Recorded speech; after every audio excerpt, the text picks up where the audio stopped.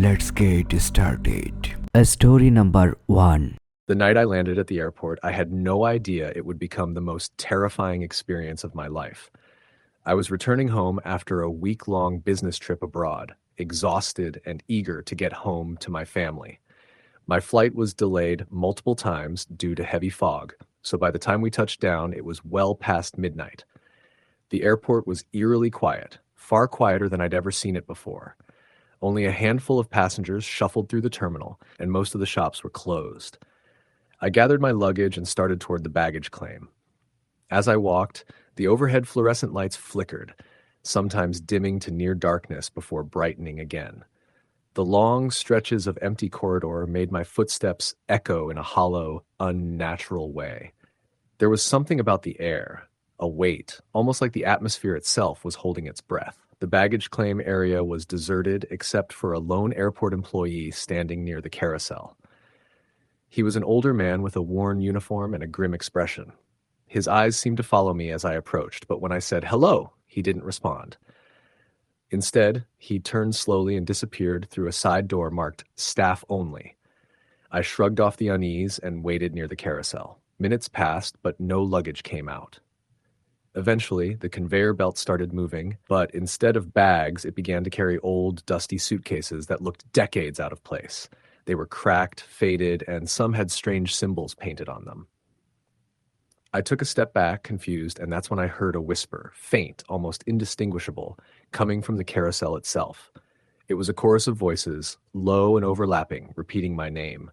My heart hammered in my chest. I scanned the room but saw no one. I moved closer to the belt, and one of the suitcases jolted and popped open by itself. Inside, I saw old black and white photographs of people I didn't know. Their faces were blurred, but their eyes seemed to stare directly at me. Suddenly, the photos began to change. The faces twisted into expressions of terror, mouths opening in silent screams. I stumbled back, knocking over a chair. The echo was deafening in the empty space. Then I heard footsteps behind me, slow and deliberate. I turned quickly but saw nothing. The lights flickered again and went out completely, plunging me into darkness. When the emergency lights kicked in, dim and red, the terminal had transformed. The walls were cracked and peeling, the floor littered with debris. The overhead announcements were replaced with static and ghostly voices speaking in languages I couldn't understand. I ran toward what I thought was an exit, but every door I tried was locked or led to a dead end. I felt cold breath on my neck again. Spinning around, I saw a figure, tall, shadowy, with glowing eyes, standing just beyond the emergency light's reach. I ran blindly through corridors that seemed to twist and change, hearing whispers calling me from every direction. I was lost. Finally, I found a stairwell and rushed down. At the bottom was a heavy metal door, slightly ajar. Pushing it open, I burst outside into the cold night air. The rain had started again, washing away the dust and grime from the terminal behind me. I looked back. The airport was dark and silent, like nothing had happened. When I reached my car, my phone finally got a signal. A quick news search revealed no reports of delayed flights or power outages at the airport. Staff there said the terminal had been closed for renovation for months and wasn't supposed to be open to any passengers. To this day, I don't know what I saw or where I went during those terrifying hours, but every time I pass that airport on a flight, I get chills. And sometimes, when the lights flicker, I swear I can still hear my name whispered on the wind. Story the end. Story number 2. It started during a business trip I had to Denver. I was flying back home after a 3-day tech conference. I was tired, ready to collapse into my bed, and the last thing I needed was a delay. But sure enough, the departures board flashed red. My flight was postponed due to a mechanical issue. The gate agent estimated a 5-hour delay, and the way she said it made it sound optimistic. I wandered the concourse for a while, got an overpriced sandwich, and sat at gate A37, scrolling through emails and trying to stay awake. By the time midnight rolled around, the airport had thinned out. The buzz of travelers and rolling luggage had faded into silence, save for the occasional announcement over the PA system, which now echoed strangely through the vast, half-empty terminal. Around 12:30 a.m., I noticed a man sitting a few rows down from me. I hadn't seen him arrive. He wore an old-style brown trench coat and a fedora, like something out of the 1940s. His clothes were worn, stained with what looked like water damage. He was staring straight ahead at nothing, unmoving. I thought maybe he was sleeping sitting up, but then I noticed his eyes. They were open, glassy, unblinking. I shifted uncomfortably and looked away. Maybe he was just one of those eccentric older travelers, or even homeless. He didn't seem dangerous, just odd. I turned my phone back on, trying to get back into an article I'd saved, but I couldn't shake the feeling of being watched. At 12:45, the PA system crackled to life again.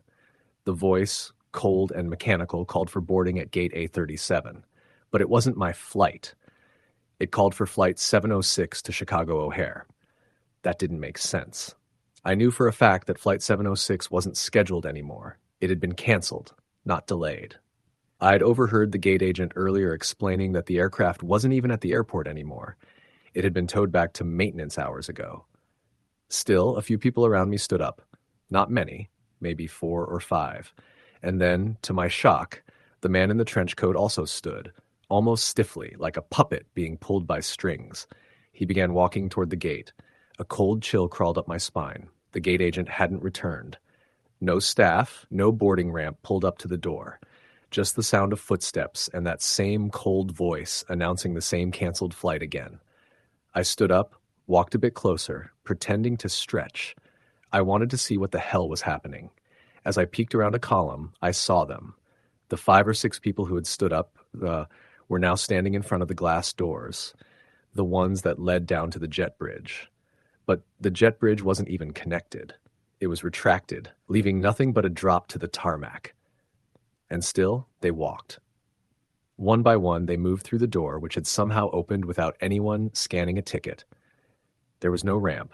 They just walked into the darkness beyond.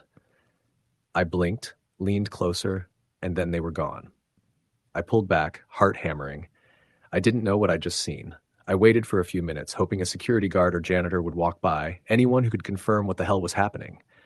But no one did. I sat back down, trying to convince myself I was tired, that I'd imagined it. But a few minutes later, I noticed something else. The trenchcoat man had left something on the seat where he'd been sitting. I waited, half hoping he'd come back to get it, but he didn't. Curiosity got the better of me. I walked over and looked. It was an old boarding pass, one of those cardboard types, faded and brittle. The date said September 29th, 1982. Flight 706, Chicago O'Hare. The name printed on it was Richard Delaney. I picked it up, turning it over in my hand. On the back, someone had written in ballpoint pen, "Don't board. It's a trap." Suddenly, the lights in the terminal flickered, and the PA system let out a loud, staticky whine. I jumped.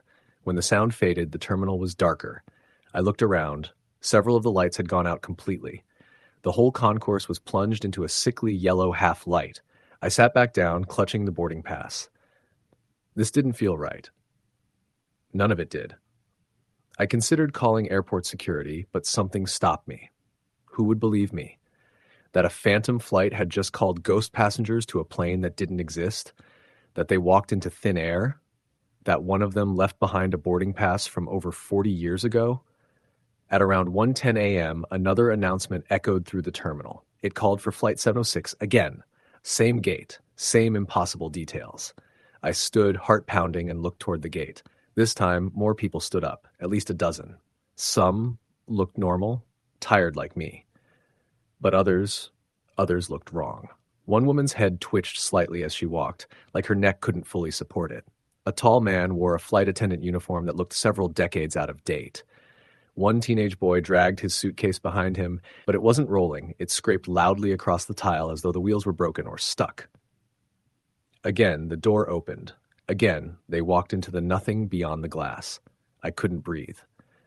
That was when I saw someone coming down the concourse toward me. Not walking, running. It was a janitor, pushing his cleaning cart fast. His face looked panicked, like he was running from something. He saw me and yelled, "You waiting for 706? I shook my head quickly. "No, I'm just..." "Don't wait near that gate," he said, breathless. "Not after midnight. Get out of here. It comes back."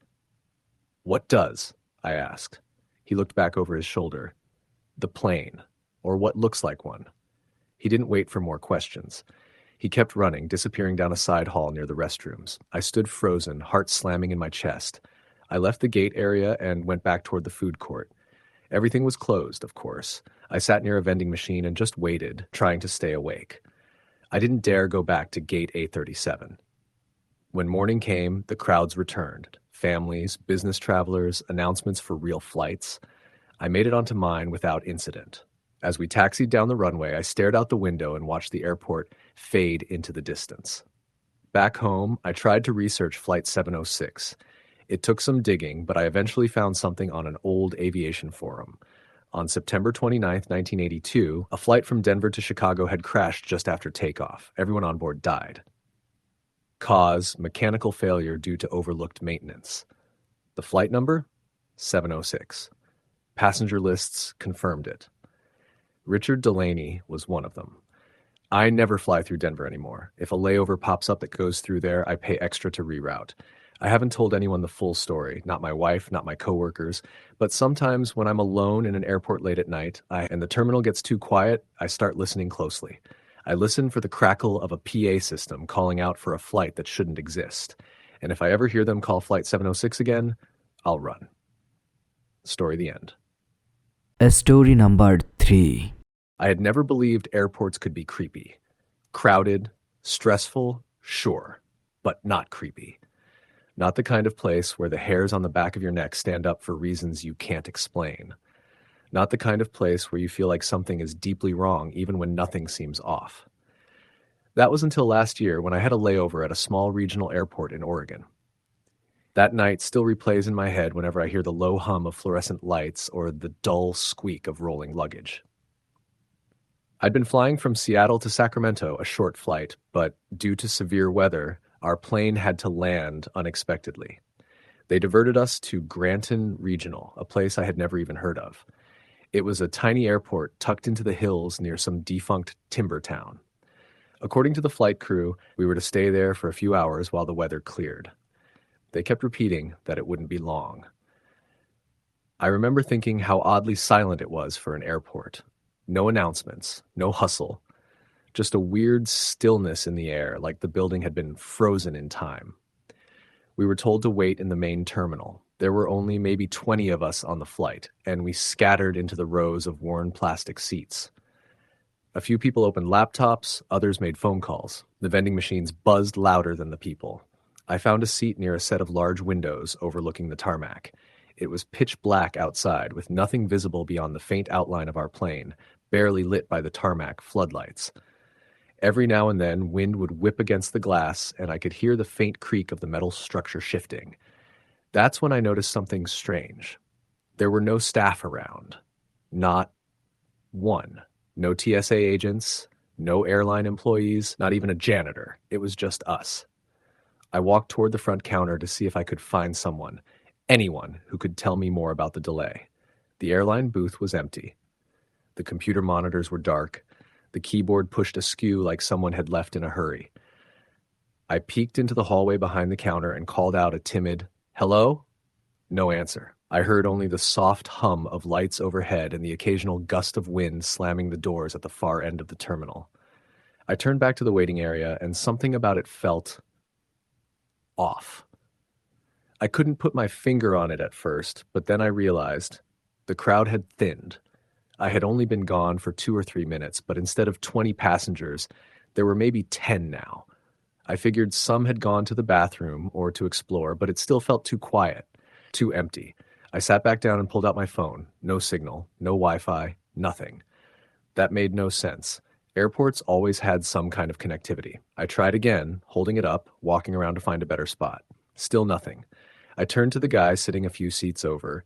He looked maybe mid-30s, business type, dressed in a suit, but had taken off his tie. "Hey, do you have any signal?" I asked. He didn't look up right away. He seemed distracted, almost dazed. Then he blinked, slowly, like he was waking from a nap. "No," he said. "Nothing. Not even GPS. It's like we're in a dead zone." He paused, then leaned toward me. "Have you noticed there's no one working here?" "Yeah," I replied. "It's weird." I tried one of the locked doors near baggage claim. There's nobody back there. It's like we're the only ones in the whole building. I was about to respond when we both jumped at a sudden loud thud from down the terminal. It sounded like something heavy had fallen, echoing through the empty space. Several other passengers looked up, startled. "What was that?" I asked. "I don't know," he said, standing. "I'm going to check it out." I hesitated but followed him. We walked toward the sound, which seemed to come from the wing of the terminal that led to the gates. As we passed a small newsstand, I noticed that all the magazines were months out of date, some over a year. Dust covered the shelves. It was like the store hadn't been touched in ages. As we turned the corner toward Gate B5, we saw it. A suitcase, one of those large rolling types, was lying in the middle of the walkway. The contents had spilled out: clothes, a toiletry bag, a paperback novel, but there was no sign of the owner. Just the suitcase and its contents, abandoned. "This is starting to feel really wrong," I said, my voice low. We were about to turn back when the lights flickered, all of them. Just a quick buzz and dimming, but it was enough to make every muscle in my body tense. And then we heard footsteps. Fast, erratic footsteps. Not walking, not running, just frantic. They echoed down the corridor behind us, bouncing off the walls in a way that made it impossible to tell where they were coming from. We froze. "Hello," the man called out. No answer. Just more footsteps, louder now, closer. We backed away slowly until we were nearly at the main terminal again. Then they stopped, just like that. Silence. I looked around. Only 4 or 5 other passengers were still there. The others were gone. "Where the hell did everyone go?" I whispered. We returned to the seating area, where a woman in her 50s sat clutching her handbag, her eyes darting around nervously. She looked at me and the man beside me and said, "I think we're not supposed to be here." "What do you mean?" "I've been watching," she said. "People disappear when they're alone, every single one. That couple that was sitting over there, he went to the bathroom, never came back. Then she went to find him and she's gone too. I haven't seen either of them since." My mouth went dry. I scanned the area again, searching for some explanation, some clue. That's when I noticed the time. It was 2:14 a.m., the same as it had been when I landed. That couldn't be right. My phone was dead, but the overhead digital clocks hadn't moved. I asked the others if they noticed. One guy, a college-aged kid with a backpack, said, "Yeah, I noticed that too. Time's stuck, like the whole place is frozen. It hit me then. This wasn't a delay. This wasn't just a broken airport. Something else was happening here." Then came the noise again. Not footsteps this time. Breathing. Heavy, raspy breathing, coming from somewhere near the jet bridge. We all turned toward it, backing away. The breathing grew louder, deeper, but we couldn't see anything. That's when the lights at Gate B5 shut off completely. Darkness spilled from the gate into the hallway, like a physical thing. It wasn't just the absence of light. It was a pitch black that felt thick, oppressive, hungry. I swear I saw something moving in it, something tall, thin, shifting just beyond the edge of what little light remained. I grabbed the arm of the man next to me and whispered, "We need to leave. Now." "But how?" he asked. "We don't even know where we are." We decided to try the doors near the security checkpoint. They were locked, but maybe there was an emergency exit. As we walked quickly, too afraid to run, we passed more signs of abandonment. Luggage left on the floor, a baby stroller tipped over with no baby in sight. The entire place looked like it had been evacuated in a rush, but only partially. Like some people had vanished mid-step, mid-conversation, mid-life. When we reached the emergency exit, the woman with the handbag pushed on it. Nothing. She tried again. Still nothing. No alarm, no resistance, just a door that wouldn't budge. Then the breathing returned.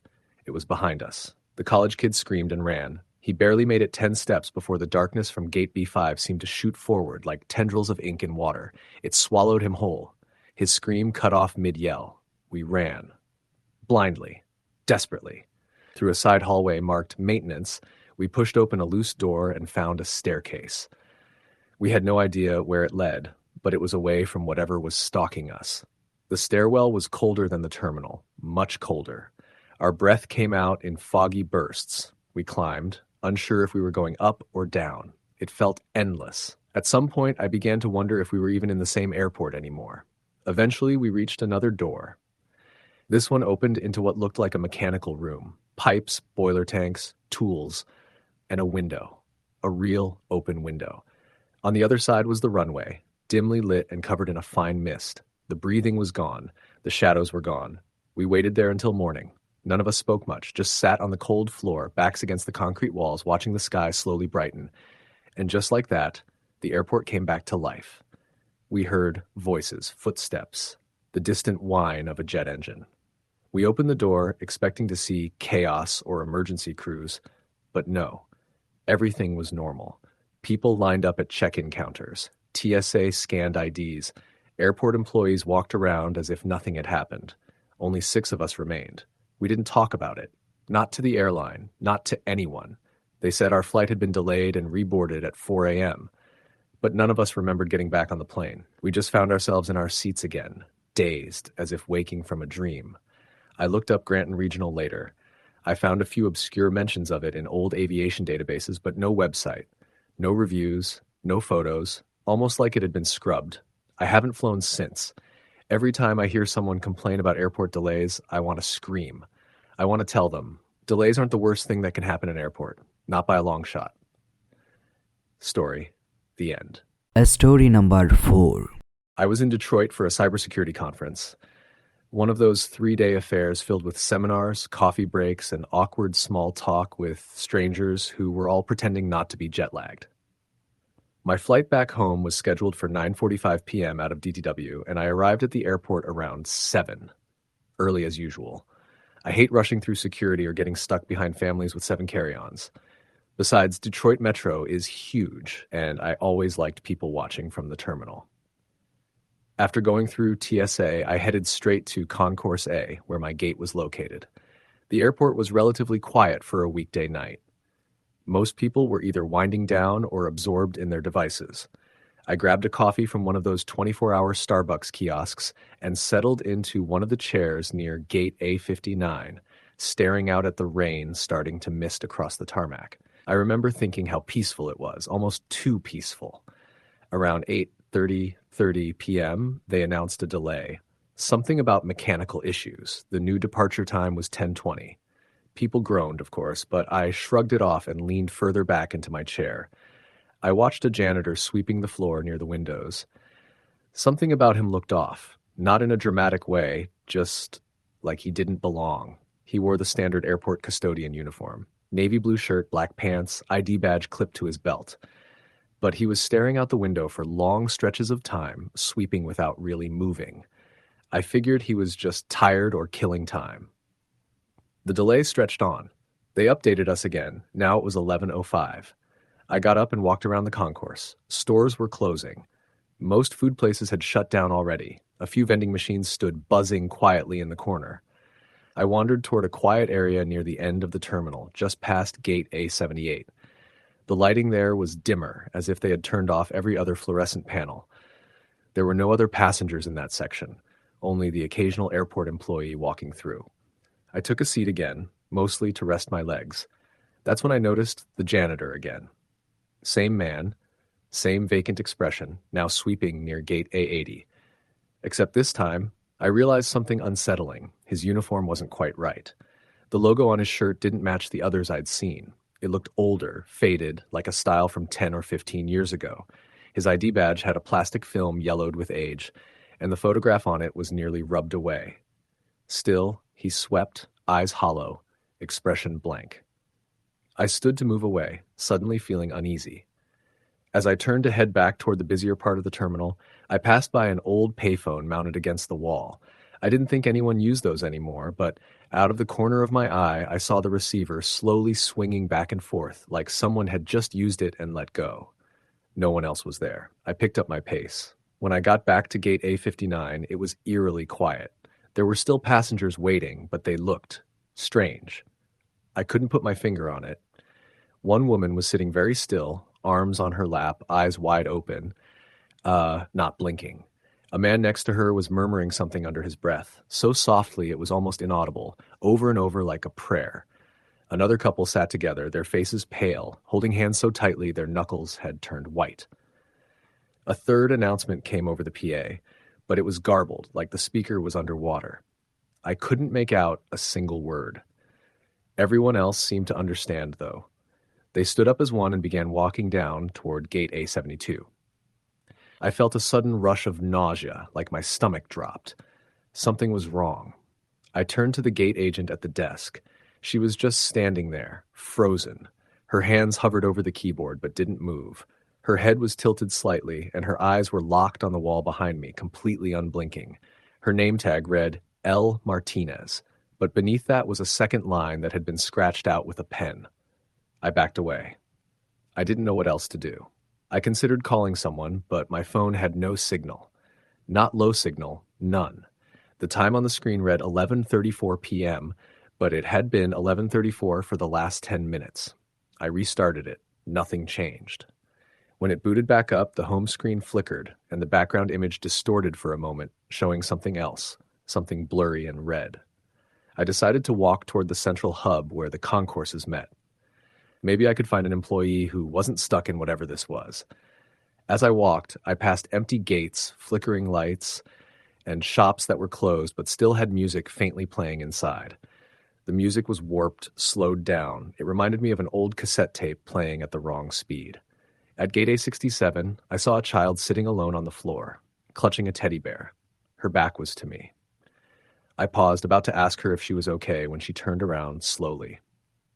Her eyes were pitch black. Not like her pupils were dilated. Her entire eyes, whites and all, were a glossy, inky black. She didn't blink. She didn't speak. She just stared, unblinking, then turned her head back around. I ran. I didn't care how it looked. I ran until I got to the Delta service desk near the center of the terminal. But it was abandoned. Monitors off, papers scattered. There was a smell, metallic and faintly like burnt wires. Then I heard footsteps behind me, slow and measured. I turned, but no one was there. When I turned back, the gate desk had changed. It now had signage from a defunct airline, Braniff International, which hadn't flown since the 1980s. The seats nearby were different too, old-school designs, faded red vinyl. A departures board nearby flickered, showing flight times from decades ago. Pan Am, TWA, Eastern Airlines. I blinked and rubbed my eyes. The entire terminal had shifted, subtly but unmistakably. It was like I had been dragged backward in time, or into a version of the airport that shouldn't exist. The lighting was more yellow. The air smelled of cigarette smoke, even though indoor smoking had been banned for years. Then came the whispering. It was all around me, but I couldn't find the source. Just whispers, dozens of them. Murmuring names, flight numbers, impossible things.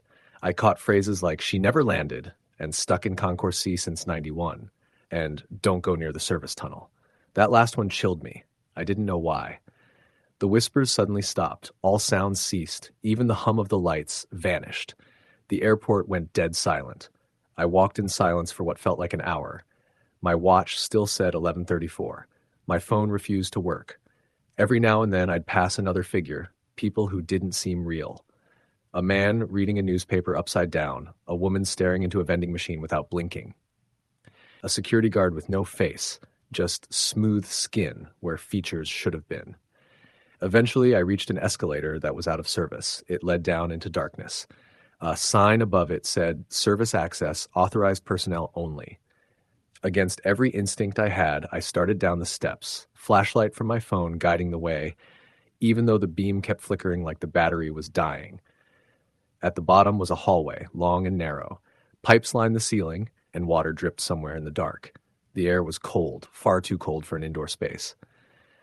My breath fogged. As I walked, I saw doors on either side, unlabeled, steel, rusted. Some were slightly ajar, revealing only blackness inside. At one point, I thought I heard sobbing behind one of them. I didn't stop to check.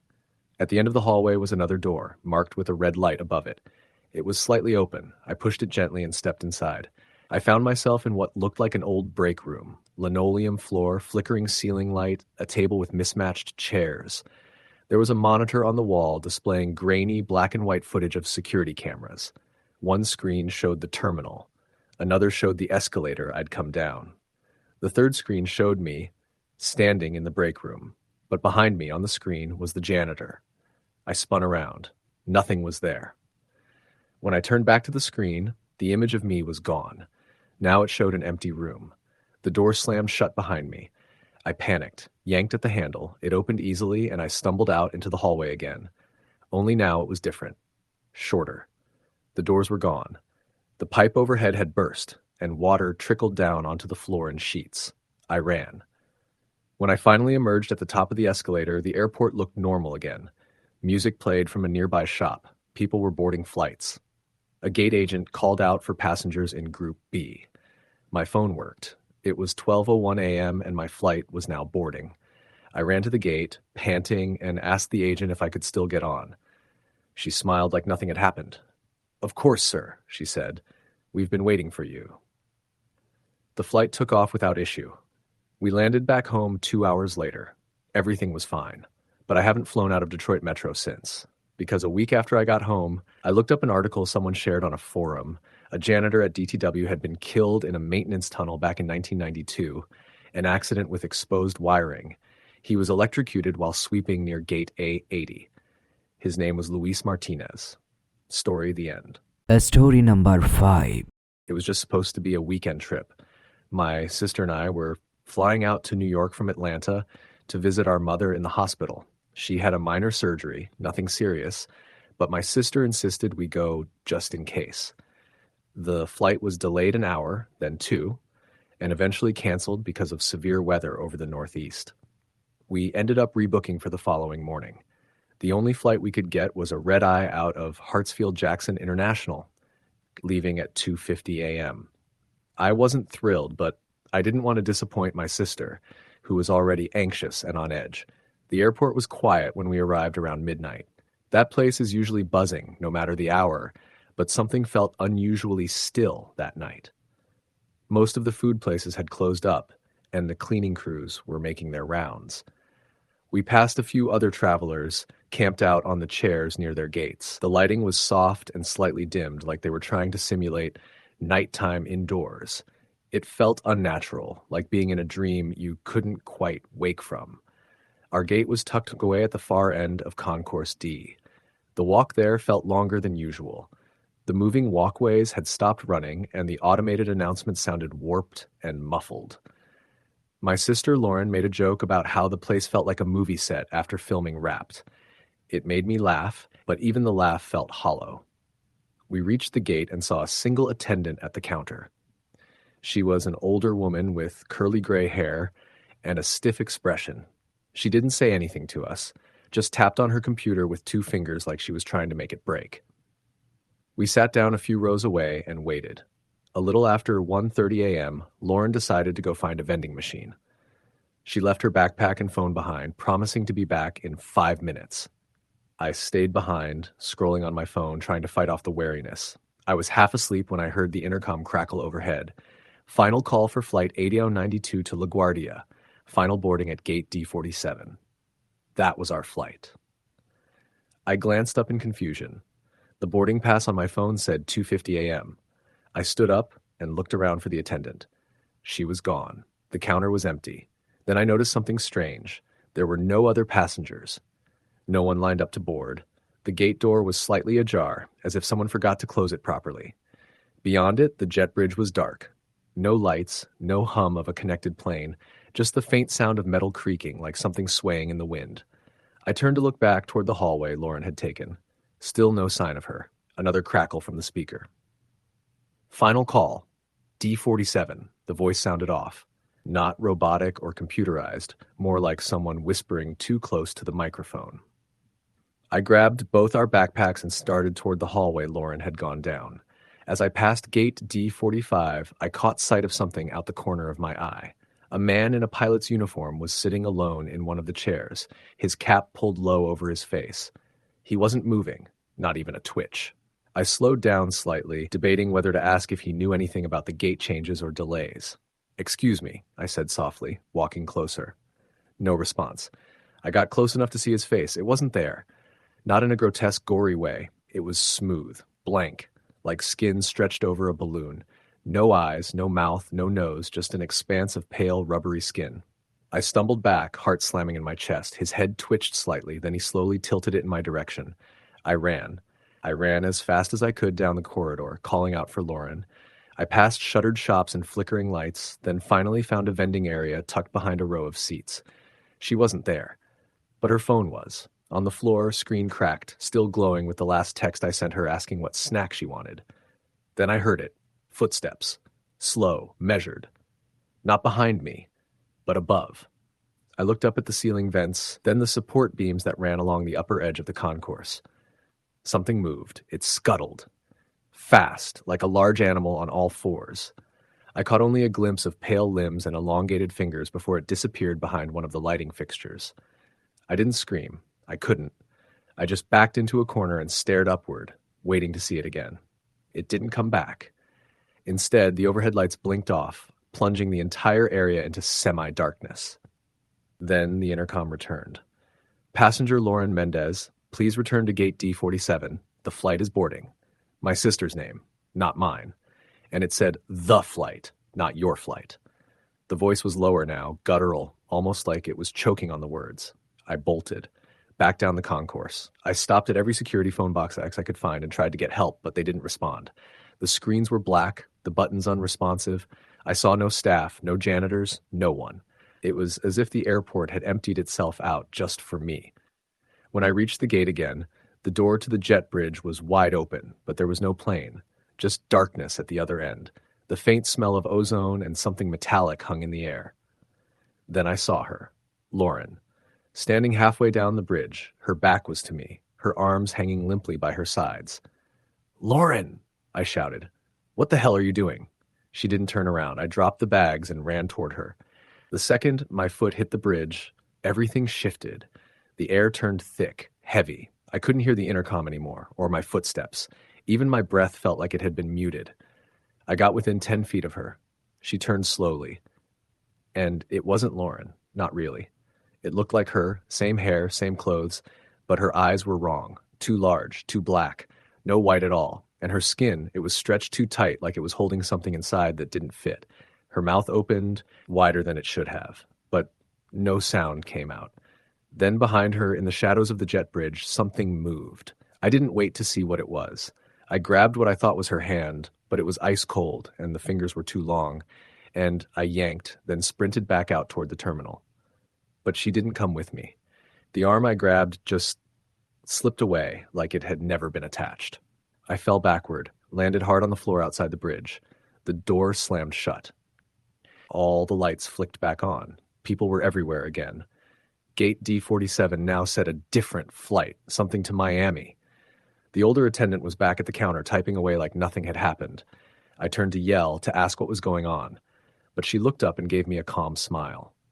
"Boarding will begin shortly," she said. I couldn't breathe. I looked around frantically. No sign of Lauren. Her backpack and phone were gone, like she had never been there.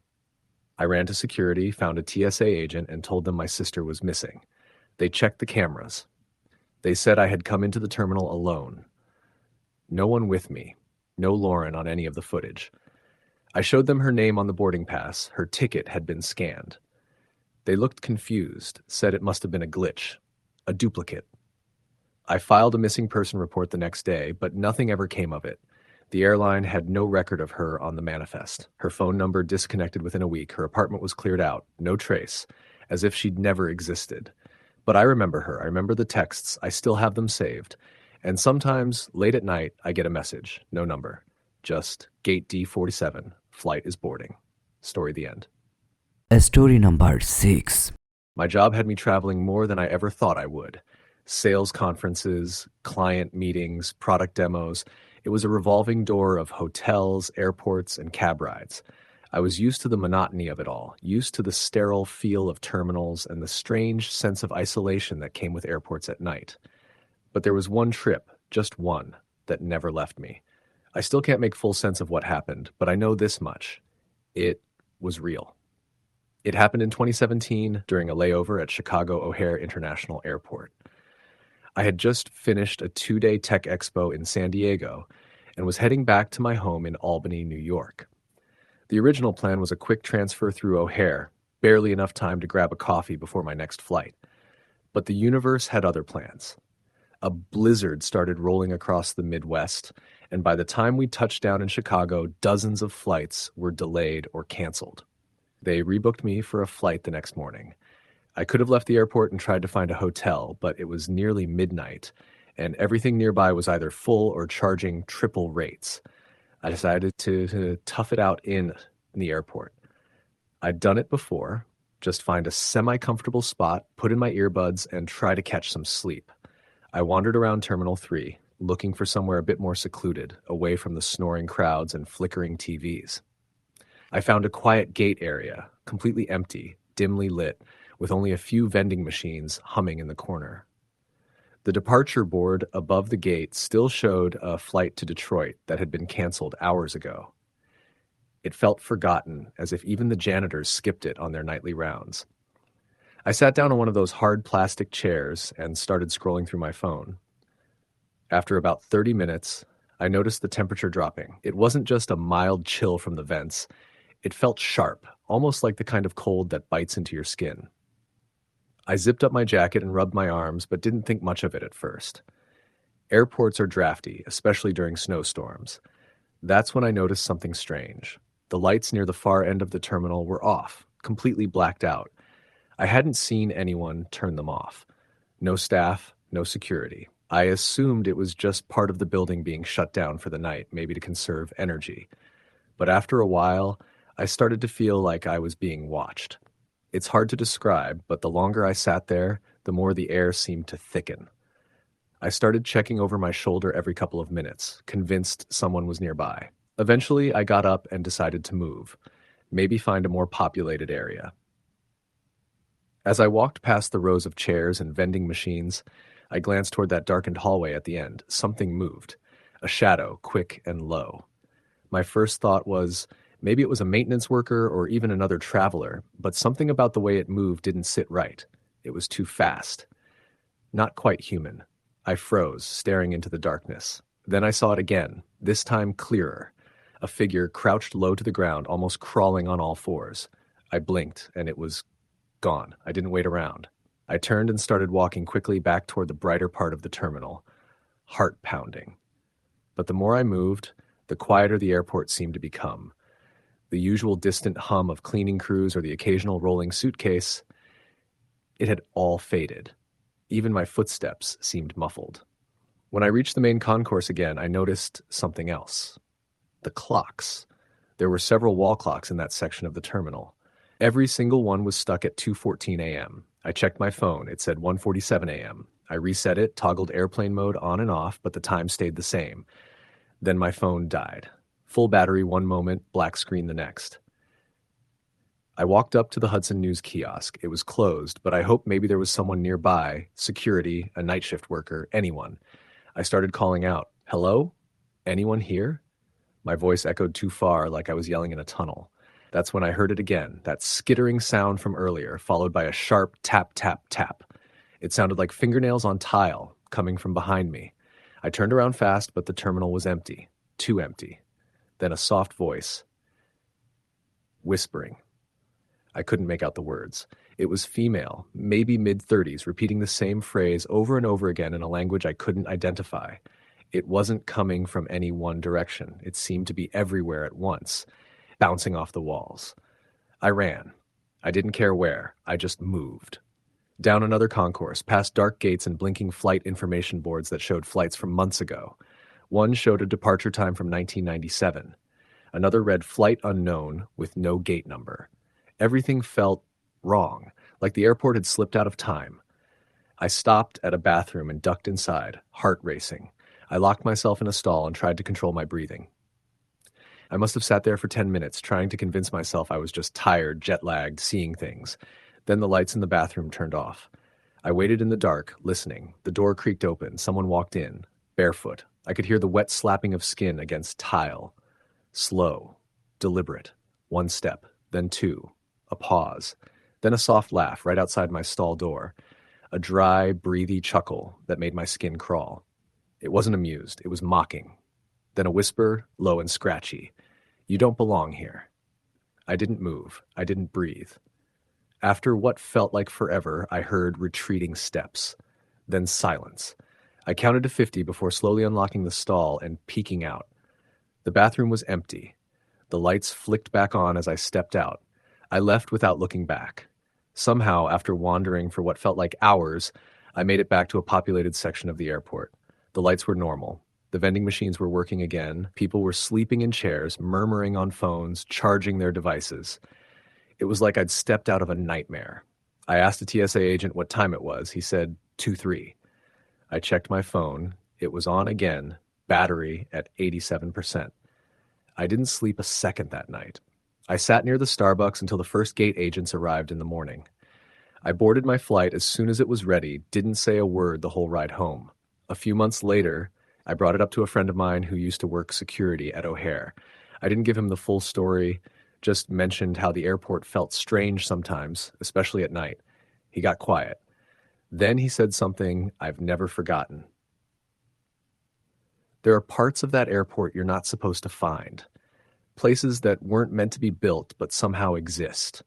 People have gone into sections that don't show up on blueprints. Some don't come back the same. Some don't come back at all.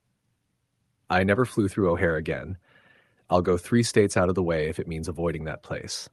Sometimes when I wake up in the middle of the night, I still hear that whisper. You don't belong here. And I wonder what would have happened if I hadn't left that bathroom when I did. Story the end. Story number 7. In November of 2013, I took a re-dive flight from Los Angeles to Boston to visit my younger brother who had just moved there. The plan was to land around 6 a.m., spend the day with him, and help him move into his new apartment. My flight, however, got diverted to Cleveland Hopkins International Airport due to severe storms along the East Coast. They grounded us with little explanation after we landed and made everyone get off the plane. It was around 2:30 a.m. when we deboarded.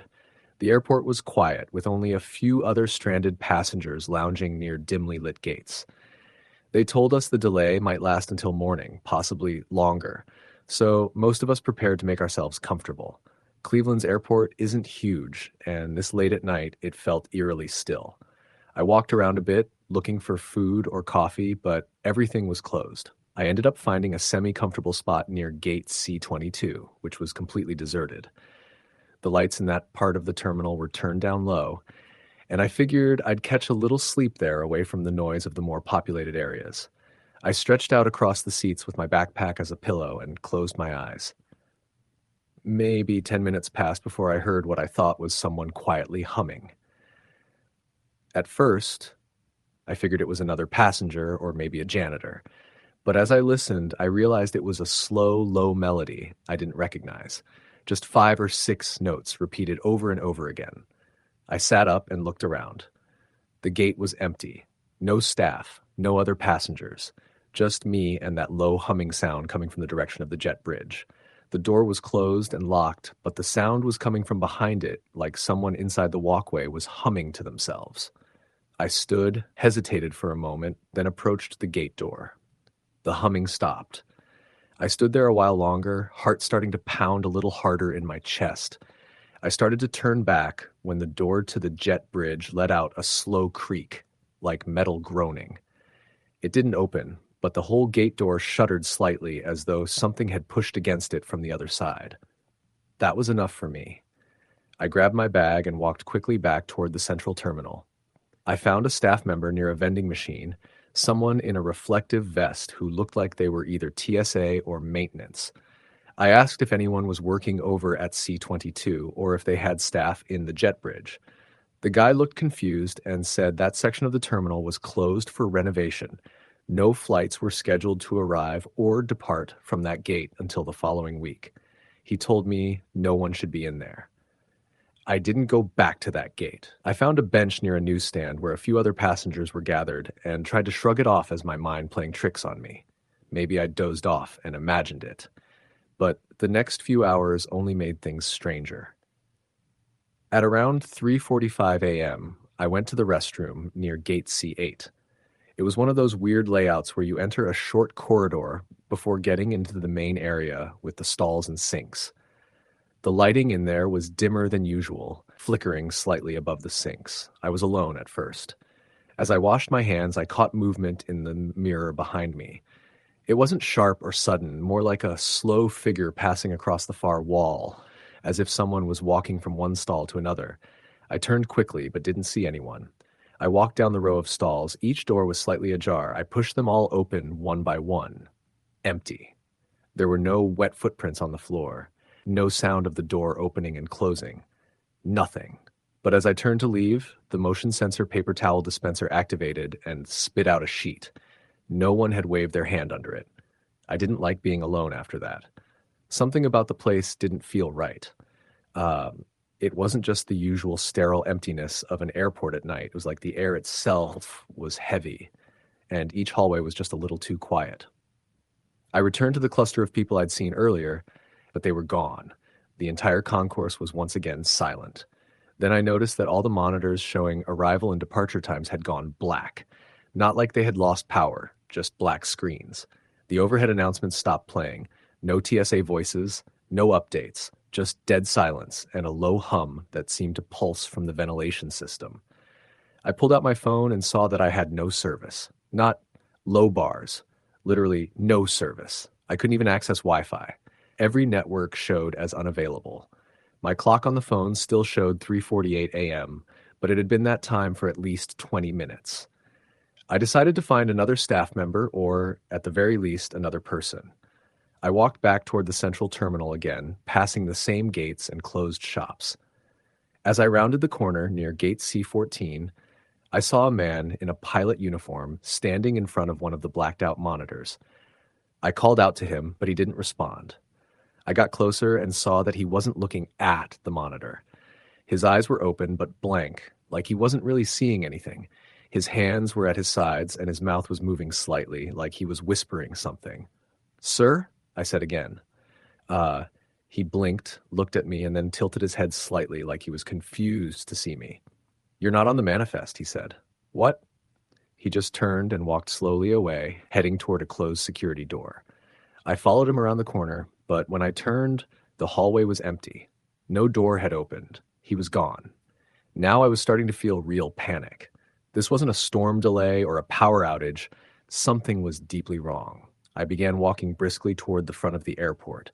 My plan was to find an exit, get outside, call someone. But as I walked toward the escalators, I realized something. All the windows looking out to the tarmac were pitch black. Not dark, black, like someone had painted them. No lights from runway vehicles, no parked planes, just blackness. I reached the front area where security was, but it wasn't there.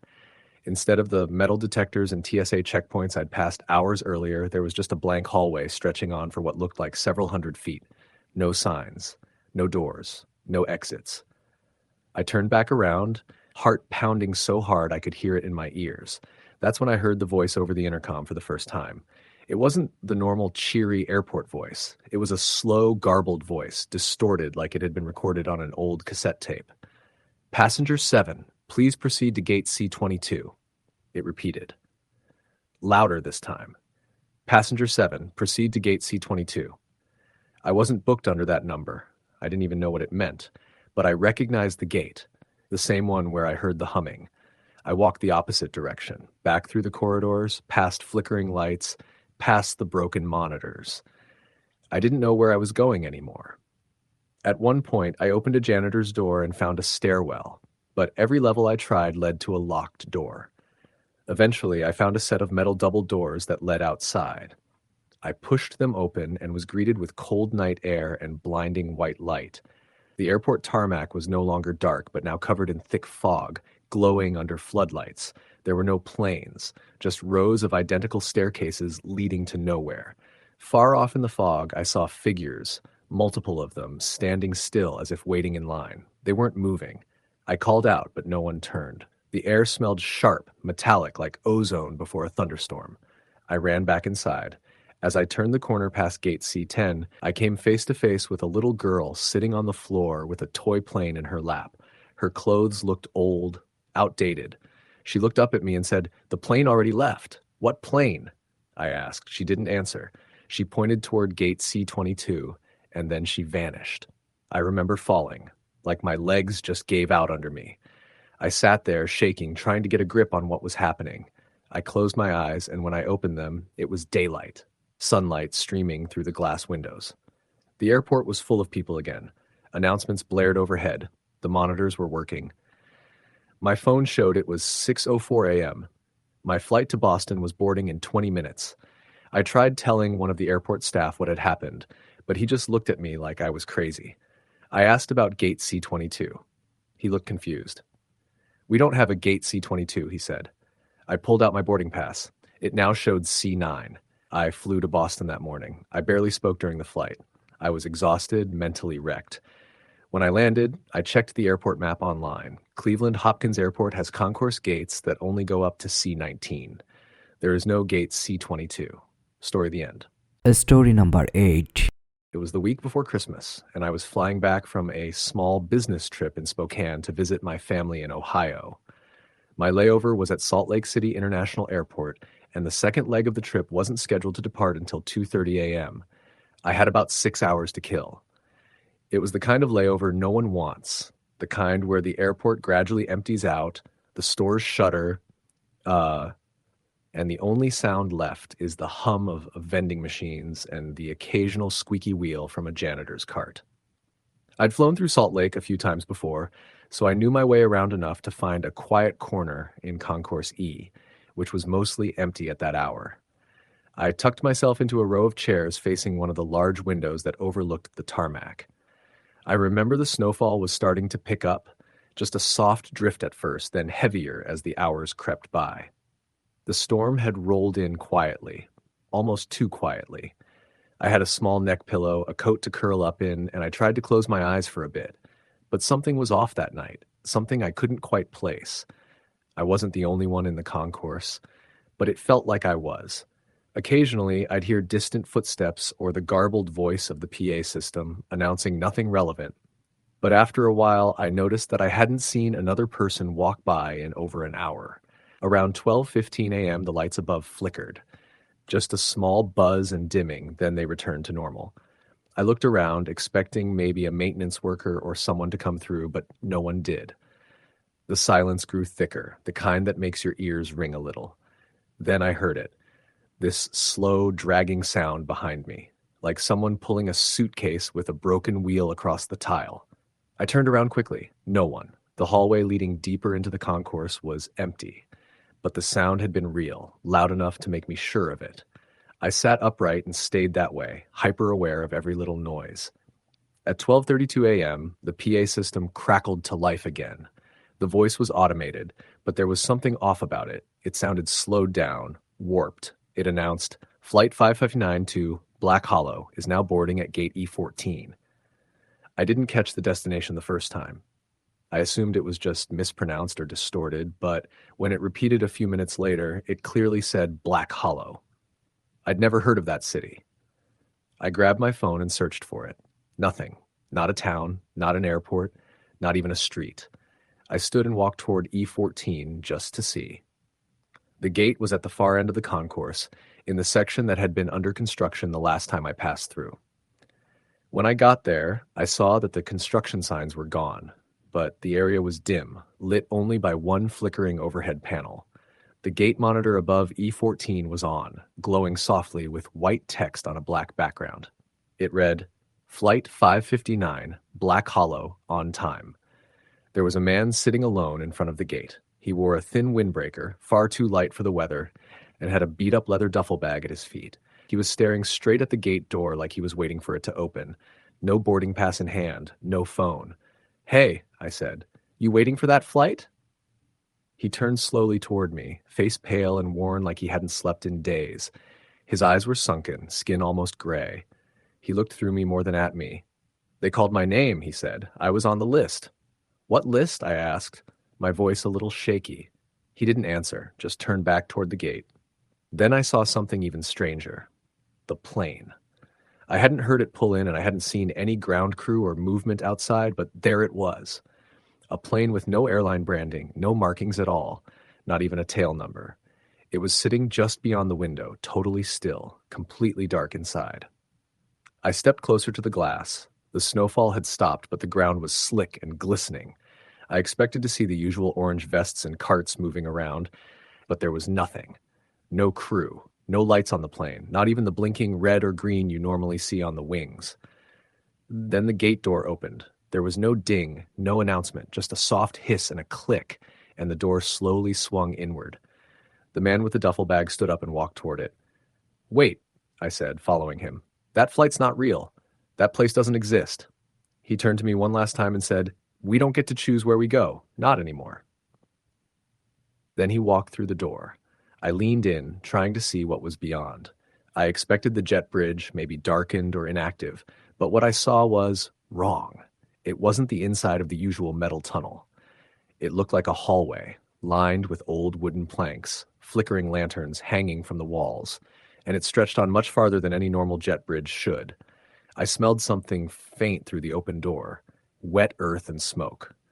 I stumbled back, heart pounding. I turned and ran down the concourse, past the closed shops and darkened gates, all the way to the main terminal area. I tried to find someone, anyone, but the only person I saw was a woman behind a glass wall in an office, staring down at a clipboard. I knocked, but she didn't look up. It was 1:05 a.m. when I finally sat down near the escalators, unsure if I'd imagined everything. I checked the airport's official app. There was no flight 559. There was no gate E14 listed as active, and nothing had landed or departed in the past hour. Eventually, the concourse began to fill again as the early morning flights approached. People returned, noise resumed, lights fully brightened. But when I went back to E14 just before my real flight, the entire section was blocked off again.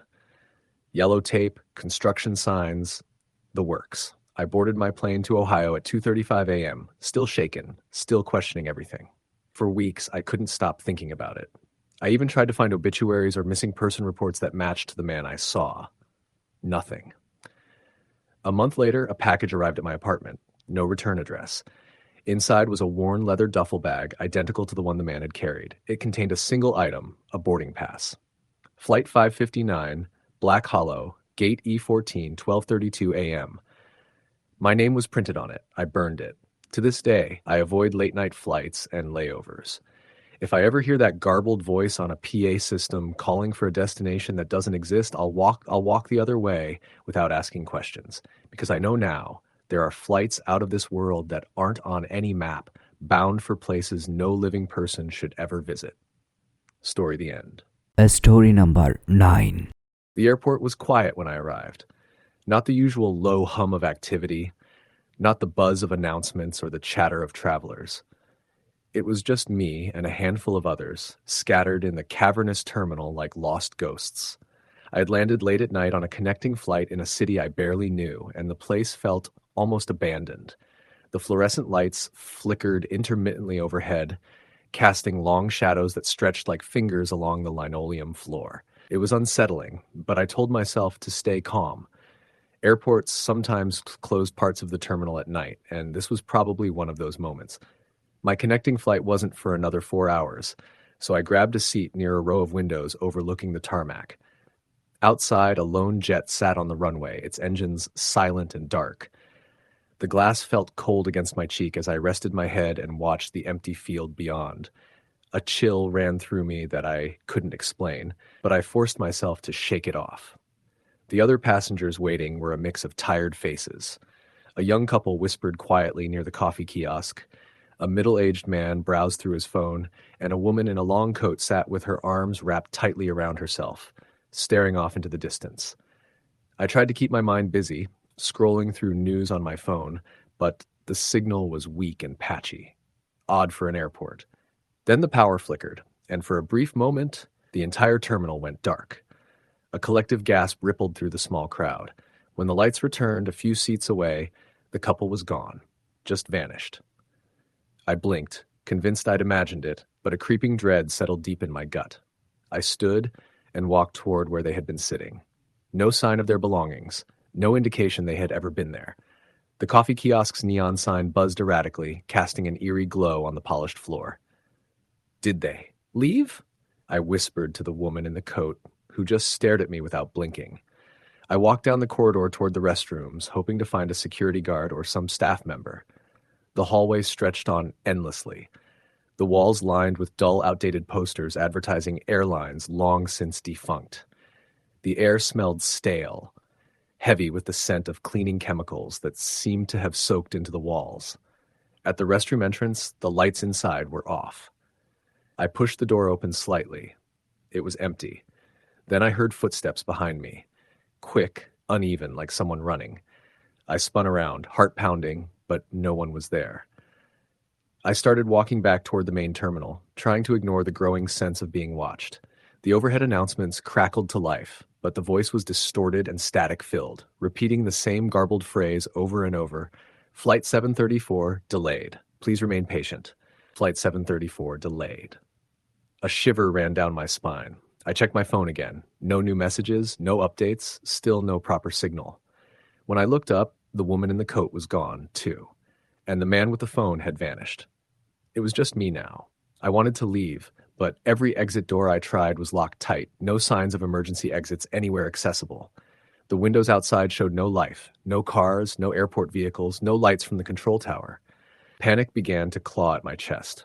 I ran to the nearest payphone, a relic sitting awkwardly beside a vending machine, and picked up the receiver.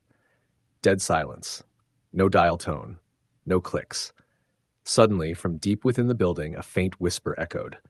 I couldn't make out the words, just a soft murmur, almost like a chant. It seemed to come from below me, from the baggage claim area, long abandoned. I felt drawn to it, like something was pulling me toward the shadows. I took the stairs down to baggage claim. The escalator was broken, and the stairs creaked beneath my feet. When I reached the bottom, the lights flickered again, and the whisper grew louder. There, piled on the conveyor belt, were dozens of unclaimed bags. Dozens of them, all abandoned. Some were old, some newer. They looked like they had been left there for months, maybe years. I picked up a suitcase, heavy, cold, and as I opened it, I saw that inside was a collection of personal items, photos, letters, a child's stuffed animal. A sudden rush of cold air hit me from the end of the corridor. I turned quickly and saw a figure standing in the shadows. It was tall and thin, cloaked in darkness, so dense it swallowed the light around it. It didn't move, but I could feel its presence like a weight pressing against my chest. I tried to speak, but no words came. The whispering grew into a low hum, filling the room with a cold vibration. The suitcase slipped from my hands and hit the floor with a dull thud. The figure shifted, and suddenly it was gone. I bolted back up the stairs, heart pounding so loud it drowned out everything else. The terminal looked different now, more worn, more decayed. The seats were torn, the walls cracked, and the fluorescent lights were now buzzing and sputtering. I tried the main exit one last time. This time, it opened. I stepped outside into the cold night air. The runway was deserted, shrouded in fog. I looked back once more at the terminal and saw dozens of shadowy figures standing in the windows, watching me leave. I never got on my connecting flight. I never got a clear explanation of what happened at that airport, and no one believed me when I tried to tell them. But sometimes when I close my eyes, I hear that whisper, feel the cold breath on my neck, and remember the empty terminal where time stood still. Story the end. Story number 10. The night I almost didn't leave that airport, I knew something was wrong. I was returning from a business trip in Chicago, flying into LAX late on a Thursday night. My flight was supposed to land around midnight, but a thick fog had rolled in over the west side of the city, forcing the pilots to circle for nearly an hour before they could safely land. The plane finally touched down at about 1:05 a.m., and as we taxied to the gate, I looked out the window and saw almost no one on the tarmac. Usually there's a small army of ground crew, baggage handlers, fuel trucks, shuttle buses, but it was just eerily empty. The doors opened and the usual flood of passengers filed out, tired but relieved. The terminal was nearly deserted. Most shops and restaurants were closed. Lights dimmed. I grabbed my backpack and followed the crowd into the main concourse, noticing that it felt colder than usual, and a faint smell of something like burnt plastic lingered in the air. I tried to shake off the unease, chalking it up to exhaustion. Walking toward baggage claim, I passed a few airport staff. One security officer was leaning against a wall, staring blankly at the floor, not responding when a janitor asked him a question. The janitor looked frustrated but walked away without saying much. I didn't think much of it until I caught the janitor's face. A grim expression, eyes scanning the ceiling as if seeing something no one else could. I reached the baggage carousel. My suitcase was the only one on it. The belt was moving slowly and there was no one else around. No other flights had arrived, at least none announced. I waited a minute, and then a voice came over the PA system, static crackling between words. Flight, arrival, delayed, please remain. It was fragmented, barely audible, but the voice was oddly familiar, like the voice of the pilot from our flight, except deeper and slower. Suddenly, the lights flickered violently and went out for a few seconds, then came back on. When they did, I noticed the carousel was no longer moving. The baggage area was completely silent except for the hum of fluorescent lights. The digital clock above the carousel read 3:13 a.m. I glanced at my phone. The battery was dead. Strange, because I had charged it fully before the flight. I tried calling someone but got no signal. Even the airport Wi-Fi was down. I took a step back, intending to find an information desk, but the terminal was changing. The shiny, modern walls I remembered were peeling and cracked. The carpet beneath my feet was worn and threadbare, replaced by faded tiles. The fluorescent lights buzzed with an unnatural intensity, casting shadows that seemed too long and too dark. The baggage claim area emptied. Everyone else was gone. I was alone. The voice came again, this time louder, echoing through the cavernous terminal. Do not leave. Stay with us. I spun around, but saw no one. My heart began to pound. I started walking toward the main exit, hoping to find an employee or at least a working phone. The concourse stretched ahead in a confusing way. The doors that I was sure led outside now opened into a dim hallway lined with old, rusted metal lockers. The smell of mildew and dust filled the air. At the far end, a flickering sign read, Service Tunnel, authorized personnel only. I hesitated but walked toward it, the urge to escape overriding my fear. The door to the tunnel was slightly ajar. Inside, a cold draft blew out. I stepped through the threshold and immediately felt a sense of wrongness. The tunnel was lined with pipes that hissed softly, leaking water in slow drips. My footsteps echoed too loudly, as if the space was far bigger than it appeared. Halfway down the tunnel, I heard faint voices. They were indistinct, like a conversation through a wall, murmuring but urgent. I followed the sound, and the tunnel branched into two passages. I took the left. As I walked, the voices became clearer. Fragments of sentences about missing flights, disappearances, and something about a shadow plane. I stopped at a door marked Emergency Exit. The door was unlocked. I pushed it open and stepped into a maintenance room filled with boxes and old luggage carts. In the center of the room stood a figure, wearing a pilot's uniform, but his face was obscured by shadow. I called out, "Hello? Are you okay?" The figure didn't respond, but slowly turned to face me. Under the dim light, I could see that his eyes were empty sockets, and his mouth moved as if forming words I couldn't hear. Suddenly, a cold hand grasped my wrist, and I gasped, pulling away. The figure vanished. I ran back down the tunnel, heart hammering. The tunnel seemed to stretch on endlessly, walls closing in as the whispers followed me. When I finally burst out into the terminal again, the scene had changed once more. The digital clocks showed 4:47 a.m., but the terminal was abandoned, silent, except for the echo of my footsteps. I found a payphone and picked it up. The line was dead, but suddenly a voice whispered, "You can never leave." I dropped the receiver and sprinted toward the exit, pushing through a door that led outside. But the airport grounds were gone. Instead, I was standing on an endless, mist-covered runway, no planes in sight. The fog was thick, cold, and smelled like the burnt plastic from earlier. I tried to call out, but my voice echoed in a void. Out of the fog, a plane appeared, an old-fashioned propeller plane, battered and rusted, with no markings. It taxied toward me slowly, engine churning like it was alive. The pilot's face appeared at the window, a hollow-eyed man, mouth twisted in a silent scream. I stumbled back, and the fog swallowed me. I don't remember how I got back to my apartment, but when I woke up, my phone had one message: "Welcome back.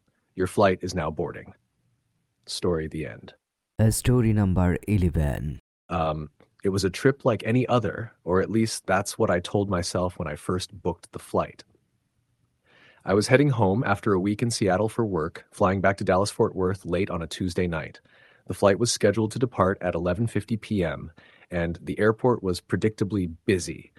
The kind of place buzzing with people rushing, sitting, or trying to sleep in uncomfortable chairs. I had a layover in Denver about an hour and a half, then the final leg home. Everything should have been normal, but it wasn't. I remember the moment the air shifted. It wasn't anything anyone else around me noticed, just me, a feeling I'd call subtle unease, but soon realized was something much worse. After the first flight landed in Denver, I went through the usual shuffle: taxi to the gate, get off, head toward the next departure gate. The airport terminal at night was less crowded than during the day, but still alive. Vendors open, families waiting, airport workers on their rounds. I bought a sandwich from a kiosk near the gate, then settled down to wait. The gate was D18. I found a seat, pulled out my phone to check messages, and tried to catch some rest. The usual announcements echoed through the terminal: flight updates, gate changes, final boarding calls. But then things began to feel off. The lights overhead flickered several times. A few people around me noticed, but nothing out of the ordinary for an aging airport terminal. Then an announcement came on the PA system, but it was distorted, almost like the signal was cutting in and out. Attention passengers for Flight 847, please proceed to Gate D18 for boarding. That was my flight number. But my phone said boarding wouldn't start for another 45 minutes. A few passengers stood up, stretched, and headed toward the gate. But when I looked closer, the gate agents weren't there. The desks were empty, chairs pushed back as if abandoned in a hurry. The gate doors themselves, the automatic sliding glass, were slightly open. I stood up, curiosity mixed with growing apprehension. A few other passengers hesitated, glancing at each other, then decided to approach. One man cautiously pushed the door wider, and the mechanical hiss of the door opening echoed far too loud in the near-empty concourse. Inside the jet bridge, it was dark, the usual bright fluorescent lighting replaced by shadows. I stepped in, and it felt colder. The coldness crept up my spine, the air thick and heavy, a contrast to the dry warmth of the terminal. A strange silence hung over the passageway, the only sound my footsteps on the rubber floor. At the end of the jet bridge, where the airplane should have been docked, there was nothing. No plane. Just an empty, black void where the tarmac should have been. The usual noises of ground crew, engines, and the hum of life were gone. I glanced back toward the terminal. No one followed. The few passengers who had come with me stopped at the entrance, uncertain, and slowly backed away. Then, one by one, they disappeared, like evaporating mist. I was alone. A cold panic set in. I tried to pull out my phone, but the screen was black, unresponsive. No signal, no light, nothing. A shuffling noise echoed ahead. I froze. A figure appeared in the darkness. Tall, thin, indistinct. Its edges shimmered as if it wasn't fully there. It moved toward me with jerky, unnatural motions. My breath caught. I backed up, but the jet bridge was narrow. The figure advanced, slowly but relentlessly. Then suddenly the lights snapped on. The figure was gone. I was standing in the empty jet bridge, alone. The door opened to the terminal again. I rushed back out. The gate desk was staffed again, bustling with workers, phones ringing, passengers lining up. But I knew what I saw. I could feel the cold emptiness still gripping my chest. I made it back to the terminal seating, my heart pounding, and sat down. Around me, the airport was alive again. The screens showed flight info, the PA system announced arrivals and departures as usual, laughed, talked, lived. I looked around for anyone who might have seen what I did. No one seemed to notice anything strange. The boarding call came soon after, and I boarded the plane, but I couldn't shake the feeling that I had briefly slipped into something else. A layer beneath reality that was dark, hollow, and terrifying. Weeks later, I looked up Flight 847. It had been canceled 6 months earlier due to a mechanical failure. No new flight had been scheduled for months, yet somehow that night it had tried to call me. I've never told anyone this story. Most would think it was a hallucination or fatigue, but sometimes when I close my eyes at night, I still see that dark figure moving toward me, and I hear the distorted announcement calling me to a gate where no plane waits. Story the end. Story number 12. I remember that night at the airport like it was yesterday, even though years have passed since then. It started as a routine trip. I was flying out of Philadelphia International Airport late at night, returning home after a business trip. The airport was bustling when I arrived, but by the time my flight was supposed to board, the crowd had thinned to just a handful of people scattered around the terminal. Most shops were closed, and the usual bright lights dimmed to a low, sterile glow. The atmosphere was heavy, like the air itself was waiting for something. I was assigned to gate C-23, one of the smaller gates on the far end of the terminal, near the cargo area. After checking in, I settled into one of the metal chairs facing the runway, pulling out my laptop to finish a few emails before boarding. The digital flight board overhead flickered occasionally but seemed to be working fine. Announcements came over the loudspeaker, calm and routine, but as the hour grew later, those familiar voices seemed to warp, the echoes stretching unnaturally. It was subtle, just enough to set my nerves on edge. The first sign that something was wrong came when the flight status for my plane, Flight 872 to Miami, switched from on time to delayed repeatedly, the time fluctuating from 11:45 p.m. to midnight and back again. The electronic board kept glitching, and then the lights above my head started to flicker with increasing frequency. I glanced around, noticing a few other passengers exchanging confused looks, some shrugging, others murmuring complaints. At about 11:15 p.m., the gate agents announced that boarding would begin shortly. I packed up my laptop and made my way toward the gate area. As I neared the desk, I noticed something odd. The line was gone. No one else was waiting, just a few scattered passengers seated quietly with blank expressions, staring at the floor or their phones.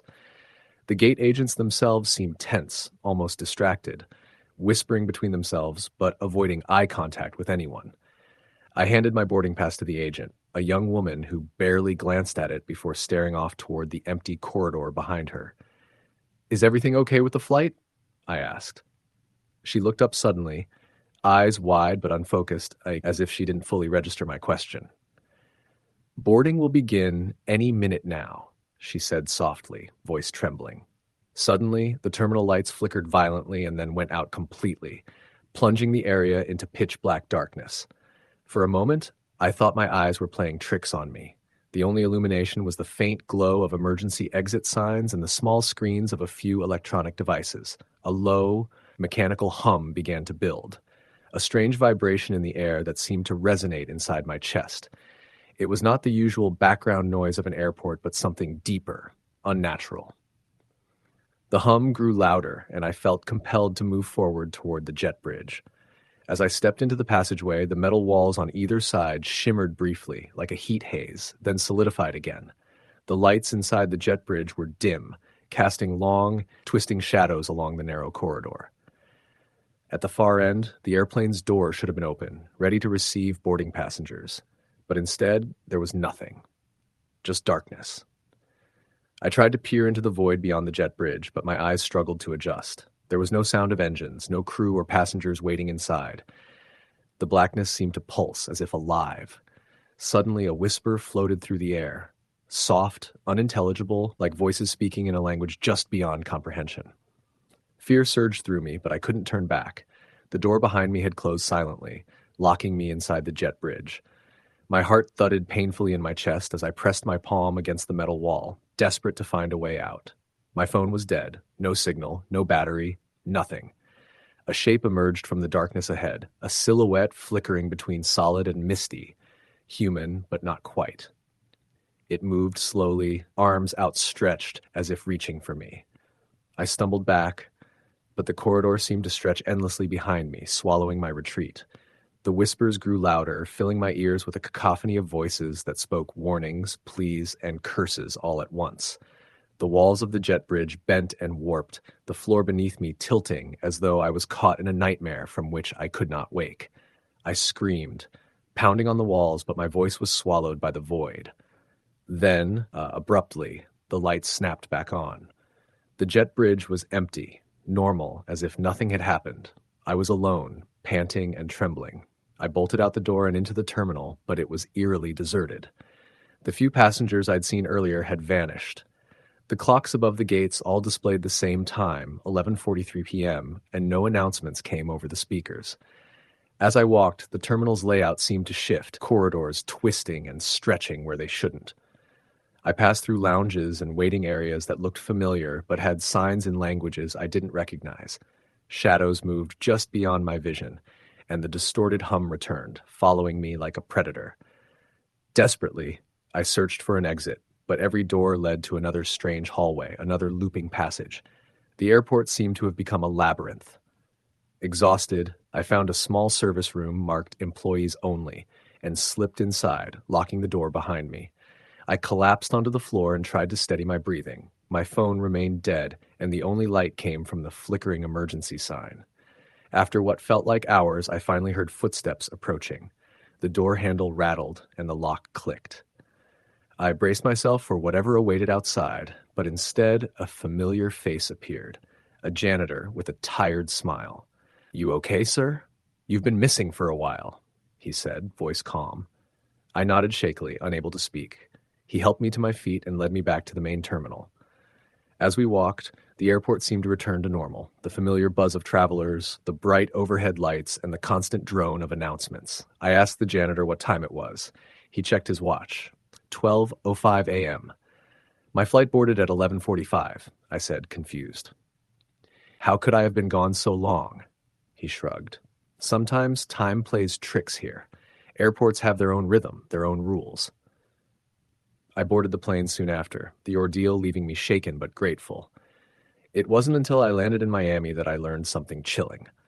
A late-night cleaning crew reported finding the jet-bridged gate CT-23 empty, with no plane docked at exactly the time I vanished.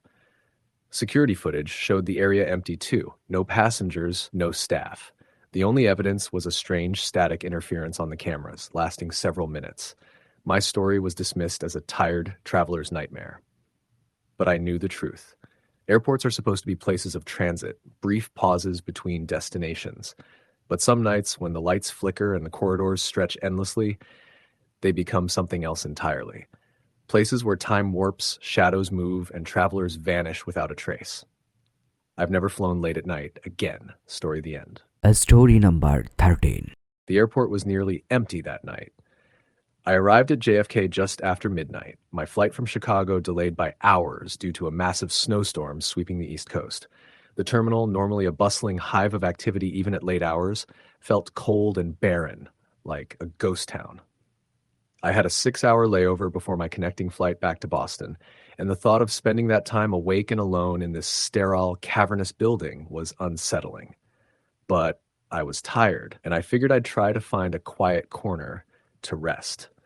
I dragged my carry-on bag through the dimly lit hallways, following signs toward the nearest seating area. The few shops still open had their metal gates pulled halfway down and flickering fluorescent lights hummed overhead. A lone janitor was sweeping by gate 12 but glanced at me briefly before returning to his work. I found a row of chairs by a small cafe that was closed for the night. Sitting down, I pulled out my phone and tried to catch some messages, but the connection was spotty. No surprise given the storm outside. The terminal's large windows showed only swirling snow and blackness beyond. The wind howled faintly, making the glass rattle. I looked around. A couple of other travelers dozed nearby, but everyone kept to themselves. I plugged in my headphones and tried to zone out. After about an hour, I started to feel uneasy. There was a strange chill in the air, heavier than just cold weather leaking in from outside. The lights above me flickered again, briefly plunging the terminal into semi-darkness. When they came back on, I thought I saw a shadow moving along the far wall, near a set of closed gates. I pulled out my headphones. The terminal was silent except for the faint hum of the ventilation system. The shadow was gone. Trying to shake it off, I stood and stretched. Maybe I should walk around a bit. I wasn't familiar with this part of the terminal, but I figured exploring might help pass the time. I wandered down a long hallway lined with closed shops and empty gates. The walls were dull gray, and overhead lights flickered intermittently. My footsteps echoed unnervingly in the silence. I tried to keep my pace steady and calm. After a few minutes, I noticed a door marked Employees Only slightly ajar. The hallway beyond was dark, and a faint smell of dust and dampness seeped out. Curiosity got the better of me, and I slipped inside. The air was colder here. I could hear a faint dripping sound like water leaking somewhere. The narrow corridor stretched ahead, poorly lit by a single flickering bulb. There were pipes overhead and peeling paint on the walls. I glanced around for a moment but saw no one. Suddenly I heard footsteps behind me, soft but deliberate. My heart jumped. I spun around. No one. I called out, but only silence answered. I told myself I was imagining things and continued down the corridor. The air felt thicker now, hard to breathe, and the temperature seemed to drop with every step. My phone's screen was glitching, flickering between normal and static, and my signal vanished completely. Up ahead, a door stood half open, light spilling from inside. I stepped closer and peeked in. It was a storage room, filled with stacks of dusty boxes and cleaning supplies. But what caught my eye was a figure sitting in the corner. It was a woman, hunched over with long dark hair obscuring her face. Her clothes were torn and dirty. She didn't move. "Hello?" I called softly. No response. I took a cautious step inside. The floor creaked under my feet. Then she looked up. Her eyes were pitch black, like empty voids. A cold chill slammed through me. Her mouth opened, but instead of words, a strange, guttural sound came out, almost like a hiss mixed with a moan. I stumbled back, panic rising. I turned to run, but realized the door had slammed shut behind me. I was trapped. I pounded on the door, shouting for help, but the corridor beyond was empty and silent. Suddenly, the woman stood and moved toward me. Her movements were jerky, unnatural, like a broken puppet. I backed away, heart pounding, looking for anything to defend myself. She reached out with pale, claw-like hands. Just then, the lights flickered violently, and everything went black. I screamed. When the emergency lights kicked in a moment later, the room was empty. The door stood open. I didn't hesitate. I bolted back down the corridor, retracing my steps blindly. I burst into the main terminal, gasping for air, relief flooding me to see other people again. Travelers, airport workers, even a security guard chatting on his radio. I ran over to the guard. "Did anyone else see that?" "There was a woman in the storage room. She looked..." "Wrong," I stammered. He frowned. "Storage room? Which one?" "The one near Gate 15. He looked confused. "Gate 15 storage has been closed for months. There's no access to it right now." I insisted, describing the room and the woman, but he shook his head. "There's no record of anyone being in there, and no one's supposed to be inside." I left it at that, but I couldn't shake the feelings something wasn't right. When I finally boarded my flight home, I sat by the window watching the storm rage outside and wondering what I'd seen. Weeks later, I found a thread online from people claiming similar experiences at airports. Ghostly figures, strange cold spots, disappearing travelers. Some mentioned abandoned tunnels and hidden areas no one was supposed to enter. I don't know what that woman was or what she wanted. I don't want to know. But sometimes, when I'm at home late at night, I swear I can still hear faint footsteps behind me and a whisper just out of earshot. I never go back to JFK. Story the end. Story number 14.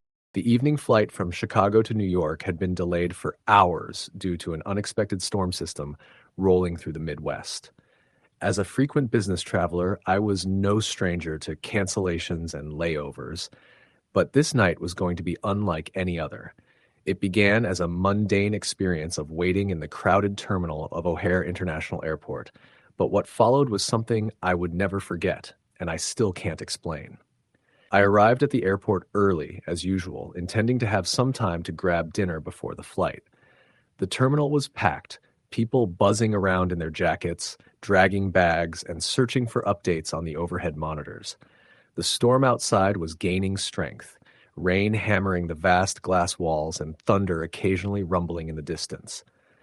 After a brief check-in and security line that took longer than expected, I settled into a corner near gate C-19. Waiting for the boarding announcement. Hours passed. The departure time kept slipping later. Around 10:30 p.m., they announced the flight would be delayed by another 2 hours. I sighed and decided to explore a little, knowing there was a small bar near the end of the concourse where I could at least get a drink and pass the time. The concourse was dimmer than usual. Most shops and restaurants closed due to the late hour.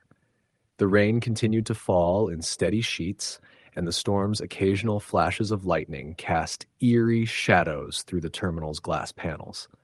The airport was quieter now, with only a handful of travelers scattered around. As I walked toward the bar, I noticed an unusual passageway just past the last gate. It was a narrow corridor with a faded sign above it reading, "Employee access only." I was curious, but didn't think much of it. Airports often have these restricted areas for staff. What caught my eye was the faint glow of a light at the far end, flickering softly. Something about it seemed oddly inviting, like a warm spot in an otherwise cold, sterile place. Feeling restless, I stepped into the hallway, the door shutting softly behind me. The fluorescent lights buzzed overhead, flickering as I moved deeper into the narrow space. The walls were plain, painted a dull beige, but there were signs of age: peeling paint, scuff marks, and what looked like water damage near the ceiling. I heard a soft murmur ahead, almost like distant voices. It was strange, given this area was supposedly off limits to passengers and not frequented by anyone at this hour. I cautiously followed the sound, my footsteps echoing off the concrete floor. The voices grew clearer but remained indistinct, like whispers too soft to understand.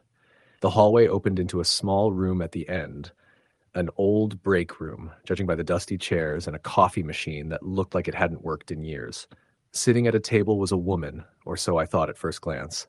She wore a dark jacket and had long hair obscuring her face. The dim light barely illuminated her features. I called out softly, "Hello, are you okay?" She didn't respond, not a single movement. Unease crept over me as I stepped closer. Suddenly, she raised her head, and I saw her eyes. They were completely black. No whites, no pupils, just empty voids staring directly at me. I froze. The air turned colder, the shadows around us seeming to deepen and press in. Then she smiled, but it wasn't a smile. Her mouth stretched wide unnaturally, revealing rows of jagged, sharp teeth that glinted even in the dim light. A low, guttural sound came from her throat, something between a growl and a hiss. I stumbled back, heart racing, breath catching in my throat. I turned and ran, the door slamming behind me as I escaped the room. Back in the main terminal, everything was normal again. The rain beat against the windows, the overhead announcements droned on, and the few remaining passengers waited quietly. I tried to explain what I'd seen to an airport security guard, but he dismissed it as a prank or my imagination running wild after a long day. Still, I couldn't shake the feeling that something was wrong. Over the next few days, I read about an incident from years before, a cleaning staff member who had vanished mysteriously on a stormy night. The woman had been last seen near the employee break room in that same restricted area. Official reports were vague, citing a possible runaway or accident, but there were rumors of something darker. I never went back down that hallway again. Some nights when I'm awake late, I swear I can hear a faint whispering in the wind, a soft voice calling from the shadows, urging me to return. And I know that if I ever do, I might not come back. Story the end. Story number 15. The airport was a place I had become painfully familiar with over the years. A job in the airline industry meant late nights, early mornings, and more layovers than I cared to count. But none of those experiences prepared me for what happened during one particular layover at a mid-sized international airport. A place I thought I knew well until that night changed everything. It was nearing midnight when my flight landed. The airport was mostly empty, a hollow shell echoing with distant announcements and the faint hum of air conditioning. My next flight wasn't for another 4 hours, so I found a quiet corner near Gate 17 to settle in. The lights were dimmed, and the usual crowd was gone, replaced by the occasional weary traveler trying to catch some rest. I had just dozed off when I was jarred awake by the shrill sound of a phone ringing somewhere nearby. The ringing echoed oddly, as if bouncing off invisible walls. Groggy, I sat up and scanned the area, but no one seemed to be answering it. I followed the sound, curiosity outweighing fatigue, until I came across a small payphone tucked away near a hallway leading to a closed-off section of the terminal. The phone itself was old, a relic from decades past, yellowed plastic and a rotary dial. The handset was off the cradle, the lines still ringing. No one was around. I picked it up cautiously, expecting static or silence, but instead I heard a faint whisper on the other end. At first, I thought it was a prank, but the voice was soft and urgent, almost pleading. It said only one thing: "Don't board." Before I could respond, the line went dead. Shaken, I put the receiver down. Suddenly, the lights flickered and then went out entirely, plunging the terminal into darkness. The emergency lights kicked in, casting long, eerie shadows down the empty hallways. I tried to shake off the unease and headed back to Gate 17, only to find the area transformed. The gate was no longer the modern boarding area I had seen moments before, but a darkened, dilapidated platform that looked more like something out of a forgotten era. The chairs were old-fashioned and torn, the carpet stained and frayed. The boarding counter was covered in dust and cobwebs. The air smelled damp and musty with a faint odor of smoke. I glanced at the departure board. The digital display had been replaced by a flickering analog clock, its hands spinning wildly. That's when I saw her. A woman stood alone at the gate, her dress dated in style perhaps from the 1940s or 50s. Her face was pale and her eyes looked hollow, distant. She was clutching a small leather suitcase, her fingers trembling. She stared at the boarded sign above the counter, which read, Flight 47, Final Boarding. I wanted to speak to her, but found myself frozen, my body refusing to move. Suddenly, the woman turned her head sharply towards me, her gaze piercing and sorrowful. "They're waiting," she whispered. "You shouldn't be here." The lights flickered again, and I was back at the modern gate, with the digital displays humming softly. The woman was gone. I told myself it was a hallucination, exhaustion playing tricks on my mind. But then the announcements began, not the usual automated voices, but a low, distorted male voice calling, "Final boarding for Flight 47 to Chicago. All passengers proceed to Gate 17 immediately." The sound echoed unnaturally, as if coming from somewhere deep underground. The few travelers nearby looked confused, but started moving toward Gate 17. I followed, my curiosity overtaking my fear. As I approached, the gate transformed again. The wall behind the counter peeled away like a curtain, revealing a jet bridge shrouded in thick fog. Stepping inside, I found myself on a plane that was eerily quiet and empty, the seats covered in dust, the overhead bins hanging open. The cabin was lit only by a faint, bluish glow. The door slammed shut behind me, locking with a harsh clang. The plane's engines roared to life, but instead of moving forward, the cabin seemed to shift, the windows showing scenes that made my blood run cold. Outside, I saw a city engulfed in flames, the sky blackened with smoke. People ran through the streets, screaming in panic. Suddenly, the seats around me began to fill with ghostly figures, men, women, and children, their faces twisted in terror, their eyes hollow and pleading. One of them reached out, grasping my arm with a cold, clammy hand. "Don't forget us," they whispered. "We were never saved." I tried to scream, but no sound came out. The plane plunged into darkness. I jolted awake, gasping for air. I was back on the terminal floor, surrounded by concerned passengers and security officers. They told me I had collapsed near Gate 17. But when I looked up, the gate was normal again, the digital boards listing flights as usual. Later, I learned that Flight 47 had crashed on a stormy night decades ago, killing everyone aboard. Since that night, I avoid that terminal and the haunting echo of that final boarding call. Sometimes, in the dead of night, when the airport is quiet and the lights flicker, I swear I hear the whispering voices of those lost passengers, still waiting to be saved. Story the end. Story number 16. The airport was quiet when I arrived that night. Not the usual calm that comes from a few weary travelers and dimmed lights, but something deeper. A stillness that felt unnatural. It was just past midnight at LAX, the sprawling terminals mostly empty save for the skeleton crew of overnight workers and a handful of stranded passengers. My flight had been delayed for hours, and I was exhausted from a day full of meetings, airports, and airplanes. All I wanted was to make it home, get some rest. I'd been traveling for nearly 24 hours straight. By the time I finally landed, my brain fogged and my body aching. The late hour made everything feel muted. Announcements muffled, footsteps echoed strangely in the cavernous halls, and the usual bright airport lights flickered now and then, casting long shadows. I shuffled off the plane and made my way through the terminal to baggage claim, hoping my checked bag had arrived. Most of the conveyor belts were stopped, dark and silent. A few passengers waited idly by, and a lone janitor pushed a cart filled with trash bags past us.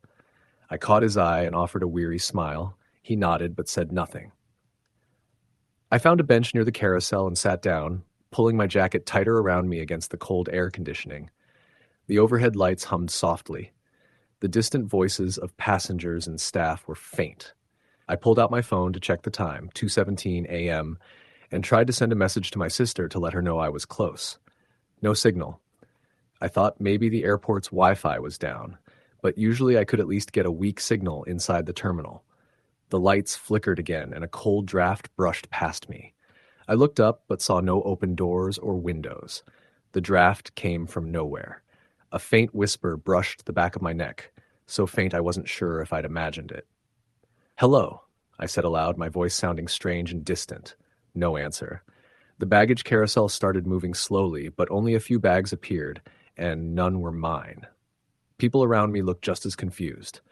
After what felt like an eternity, the carousel stopped, still no sign of my luggage. A woman near me muttered about delays and misplaced baggage, but even she sounded distracted, uneasy.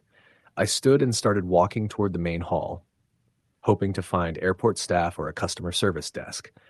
But the terminal felt wrong. Longer, darker. The usual fluorescent lighting was replaced by dim, flickering bulbs, and the polished floors were dull and cracked. The walls, normally white and pristine, were stained with grime and peeling paint. My footsteps echoed loudly as I passed a row of closed shops and food stalls. The smell of stale coffee and rotting garbage filled the air. Somewhere in the distance, a fire alarm rang briefly, then stopped. I heard a soft thudding noise behind me. I turned quickly but saw no one. The terminal was empty except for me. I tried calling out again. "Hello, is anyone here?" But my voice barely carried.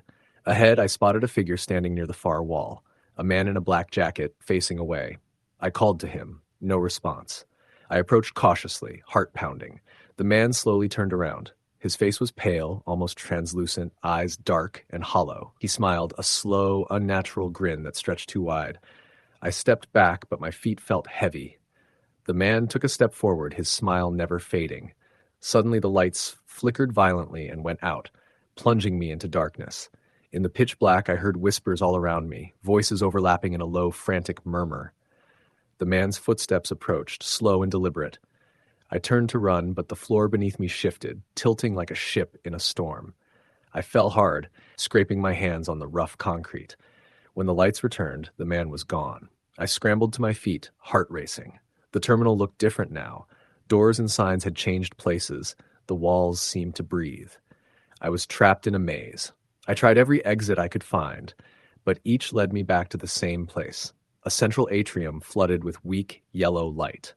At its center was a large digital clock, its hands spinning wildly. Then I noticed the gate numbers. Instead of normal numbers, they were marked with strange symbols, twisted, indecipherable shapes that made my skin crawl. The whispers grew louder, now a chorus of voices chanting something in a language I didn't understand. Panic surged through me. I ran toward what I thought was the main exit, but the terminal stretched impossibly. Corridors lengthened and twisted, stairs led nowhere, and windows showed only darkness outside. I stumbled into a small waiting room. Empty seats lined the walls, but one seat was occupied, a young woman in a red coat staring blankly ahead. She didn't blink or react. I called her name. No response. Her head slowly turned toward me. Her eyes were wide and empty, mouth slightly open as if to scream silently. I backed away, tripping over my own feet. Suddenly, the emergency lights blinked on, flashing red and white. A voice crackled over the PA system, distorted and broken. Flight, delayed, boarding, canceled, danger. The woman rose slowly, walking toward me with jerky, unnatural movements. I ran out of the room, down a corridor, desperate to escape. The airport around me dissolved, replaced by a nightmarish landscape. Twisted metal beams, shattered glass, broken luggage strewn about.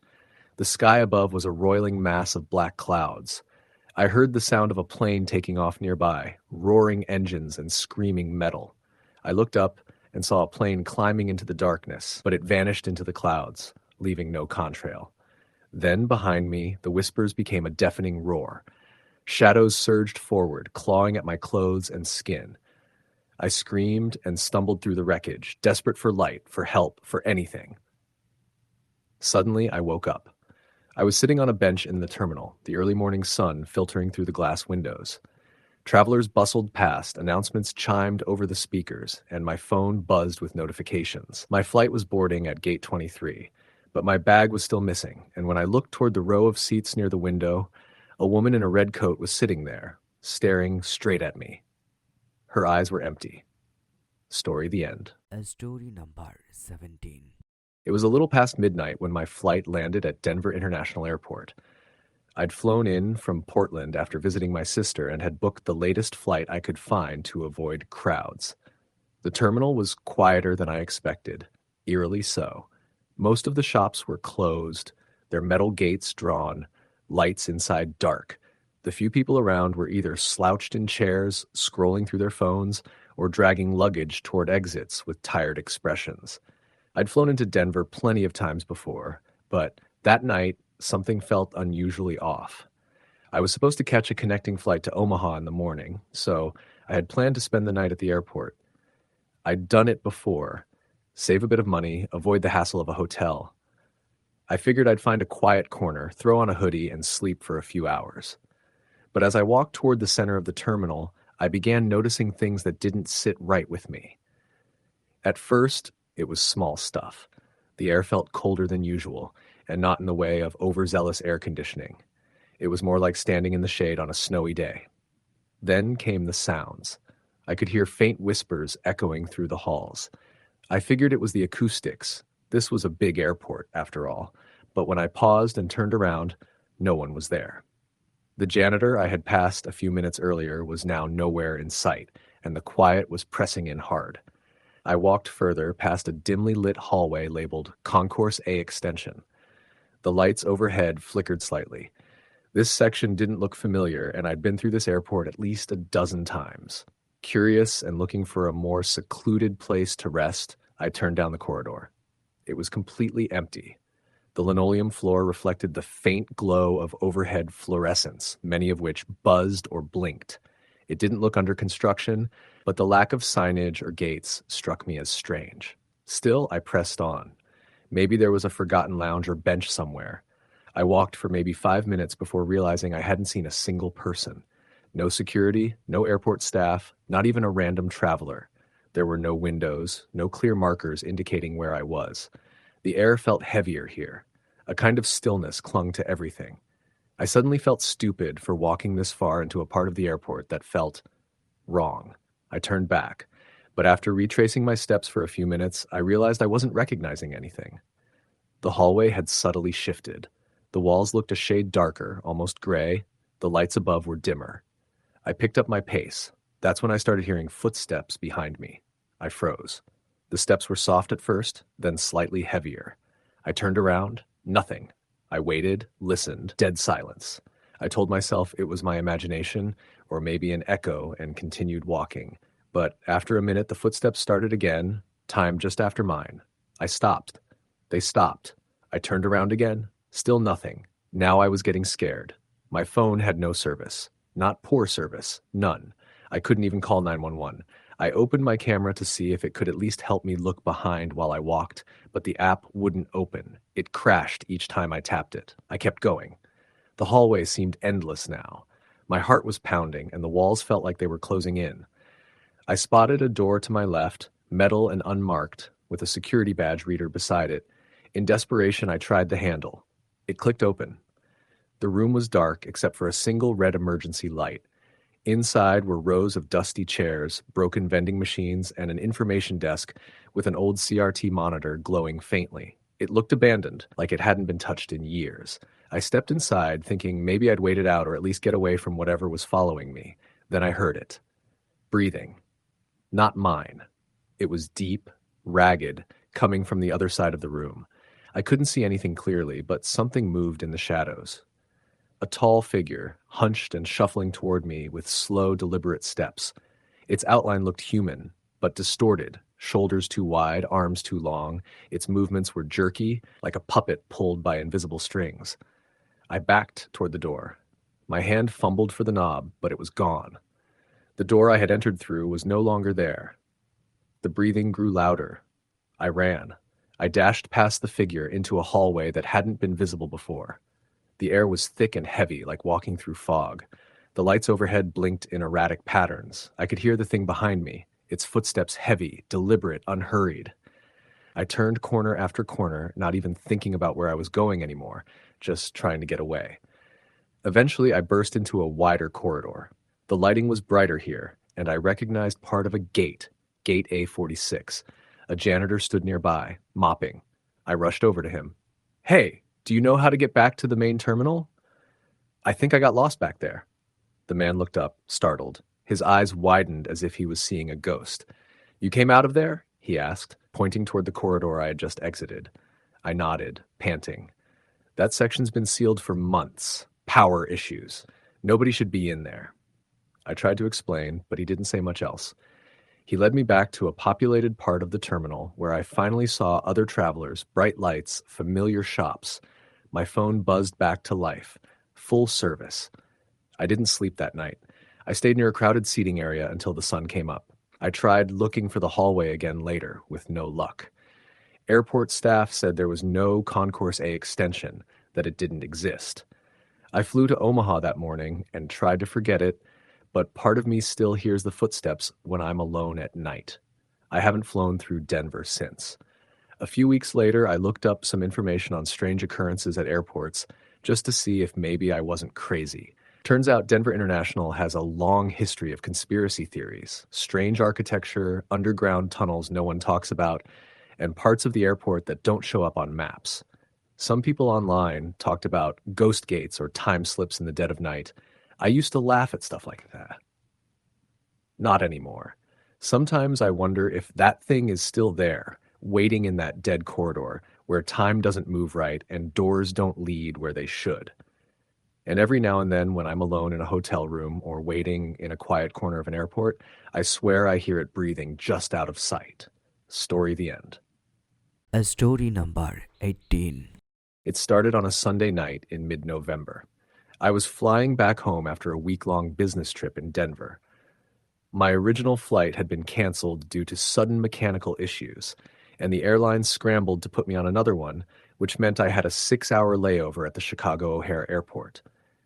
Normally I wouldn't mind, but it was past 10 p.m., and the entire place had already quieted down in that eerie, unnatural way large, crowded places do when they suddenly empty. I tried to keep myself occupied. I grabbed a coffee from the only open vendor, then wandered toward my new departure gate. It was in Terminal 2, down at the very end of a long, dim corridor that looked like it hadn't been renovated in decades. The digital signs flickered every now and then, casting weird glows on the cracked linoleum floors.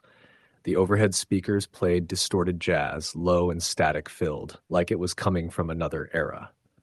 As I walked, I passed a janitor. He was an older man, bald, with weathered hands and a hunched back. He pushed a squeaky cart and didn't look up when I passed. I nodded anyway, just being polite, but he didn't respond. That kind of thing never bothers me, but it stuck with me for some reason. Maybe it was just how surreal the silence felt, or how he seemed completely detached from everything around him. I finally reached Gate B22. The seating area was empty except for a young woman, maybe early 20s, curled up on one of the benches with her hood pulled tight over her head. She looked like she was sleeping, so I quietly settled in a few rows behind her and pulled out a book. I couldn't focus. About half an hour went by when I noticed the lights overhead dimmed slightly.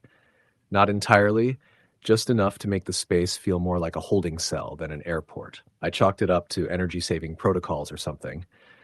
But then the intercom crackled and a voice came through. It wasn't the usual female voice they use for announcements. This one was a low, hoarse male voice, barely audible over the static. Attention, passenger for Flight 637, please proceed to Gate B22 immediately. That was my flight number. The thing is, my boarding pass said 2:15 a.m. It was only 11:40 p.m.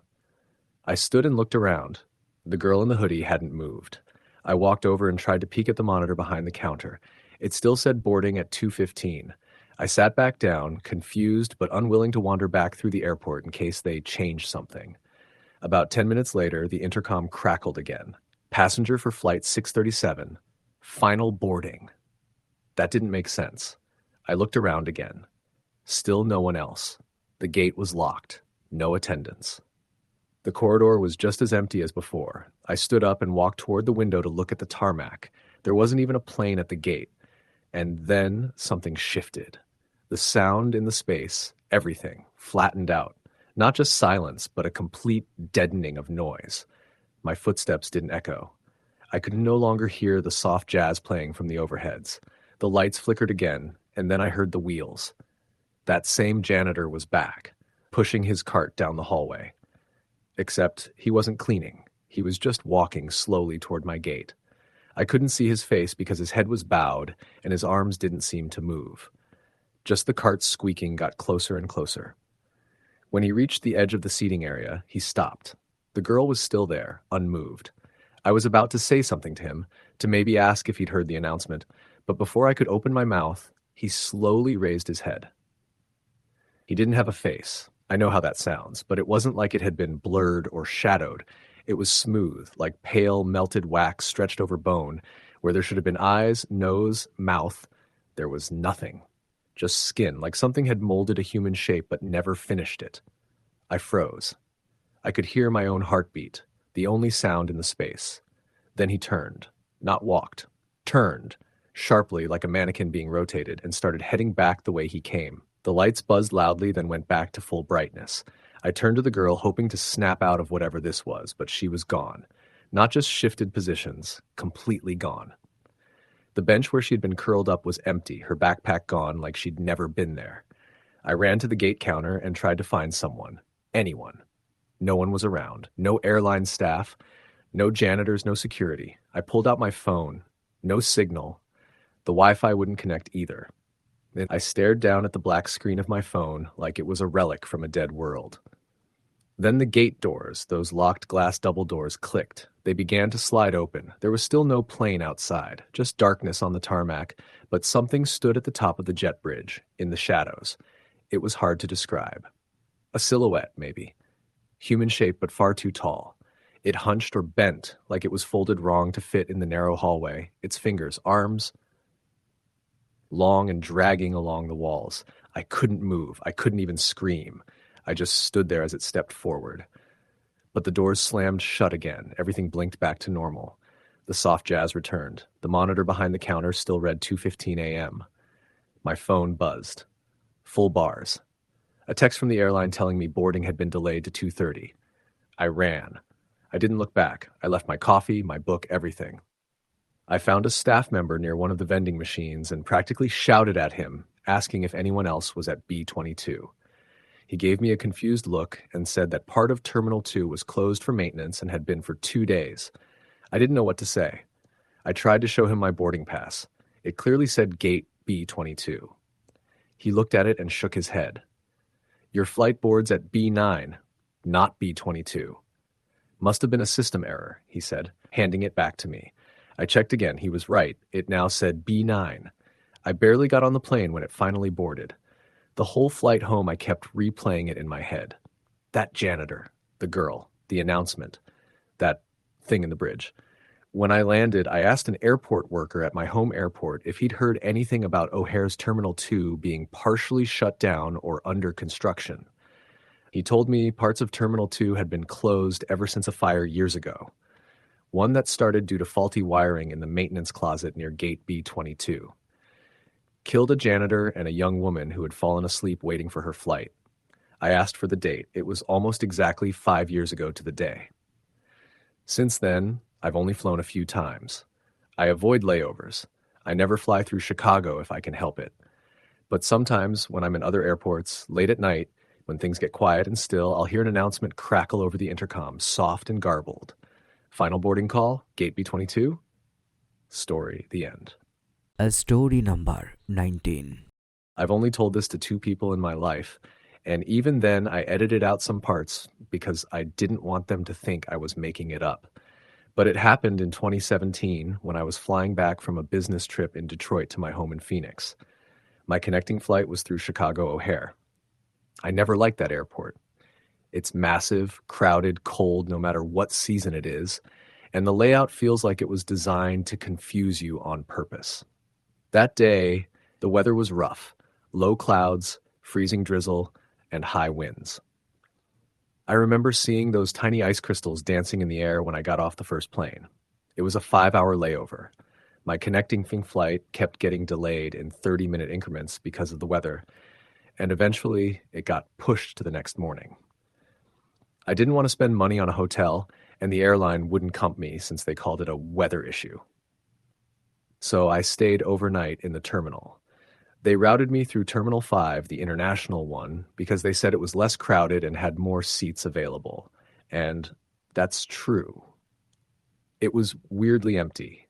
Hardly anyone there, just a few scattered travelers sleeping on benches or sitting plugged into their phones with those battery packs. Security let me back in with a printed reboarding pass, and I found a spot near the far end of the concourse where it was quiet.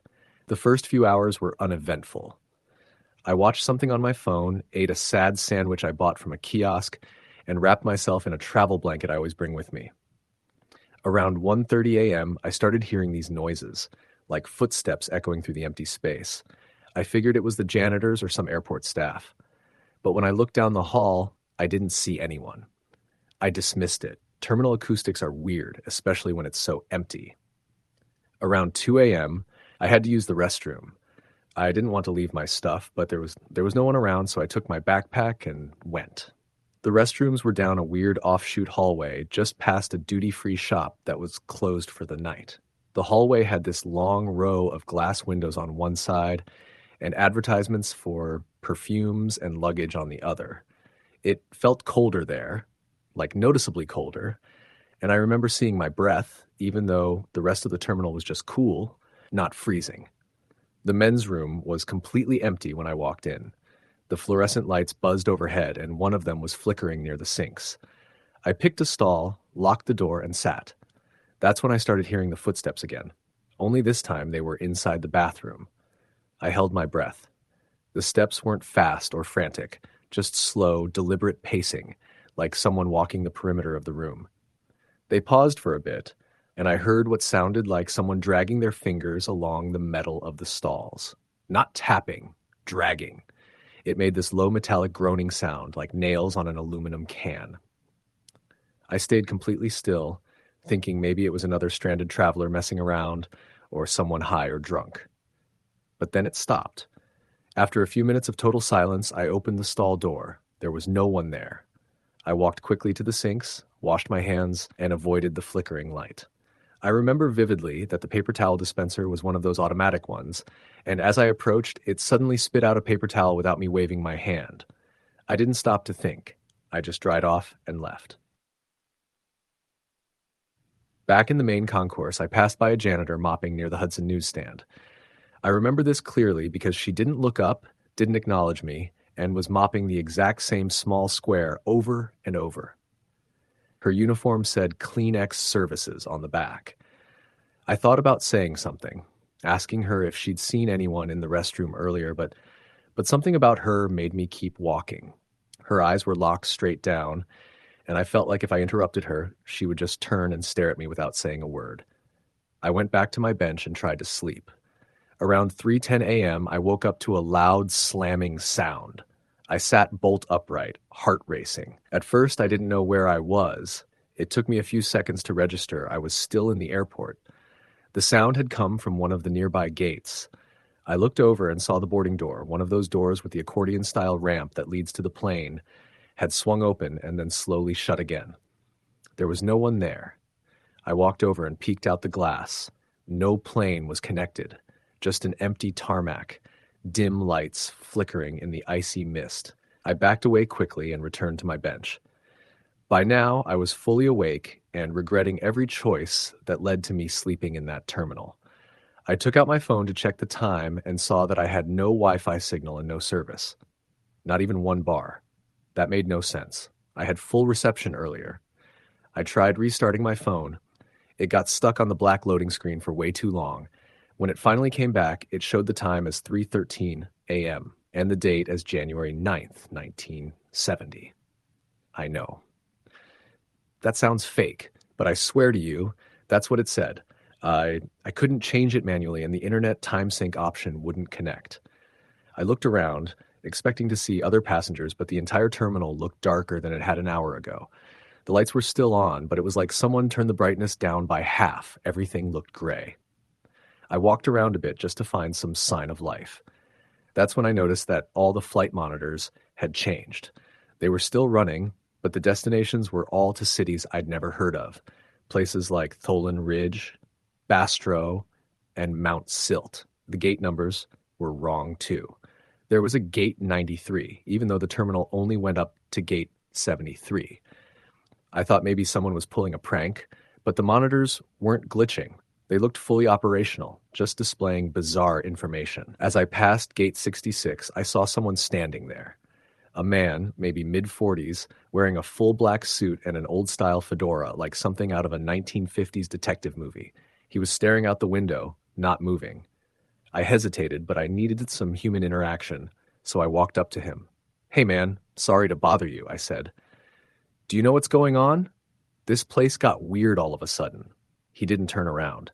I couldn't even see him breathing. I tapped him lightly on the shoulder. His body jerked around like it was being yanked from the back, no natural rotation.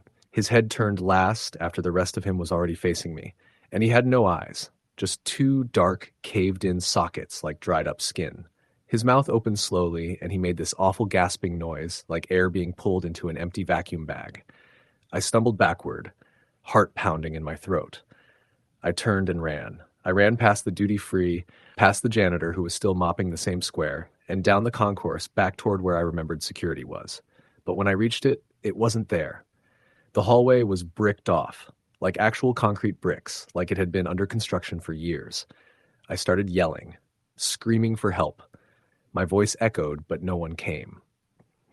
At this point, I wasn't sure what was real. I tried all the doors, locked. I tried pounding on them, nothing. Then I saw another person, this time a woman in a red dress, standing perfectly still just beyond one of the waiting areas. She looked normal, just old-fashioned, like she was out of a 1940s Pan Am ad. She smiled at me and raised one hand slowly, like she was waving. I was done trying to interact. I turned away and headed for the emergency exit stairwell. It was behind a red double door near gate 70. I tried the handle. It turned. I yanked it open and found myself in a pitch-black stairwell that smelled like mildew and something metallic. The door slammed shut behind me. I descended, using the flashlight on my phone. The stairs seemed to go down forever. I passed level 1, level 2, then level B, then SB, then L1. The lower I went, the colder it got, and the air felt thicker. Eventually, I came to a landing with a door that said Utility Access in faded paint. I opened it. Inside was a long hallway of exposed piping and flickering bulbs. A low hum filled the space, and I felt like I was being watched. As I crept forward, I heard whispers, not from ahead, but from behind the walls. Whispering voices saying my name. Not shouting it, whispering it. Over and over.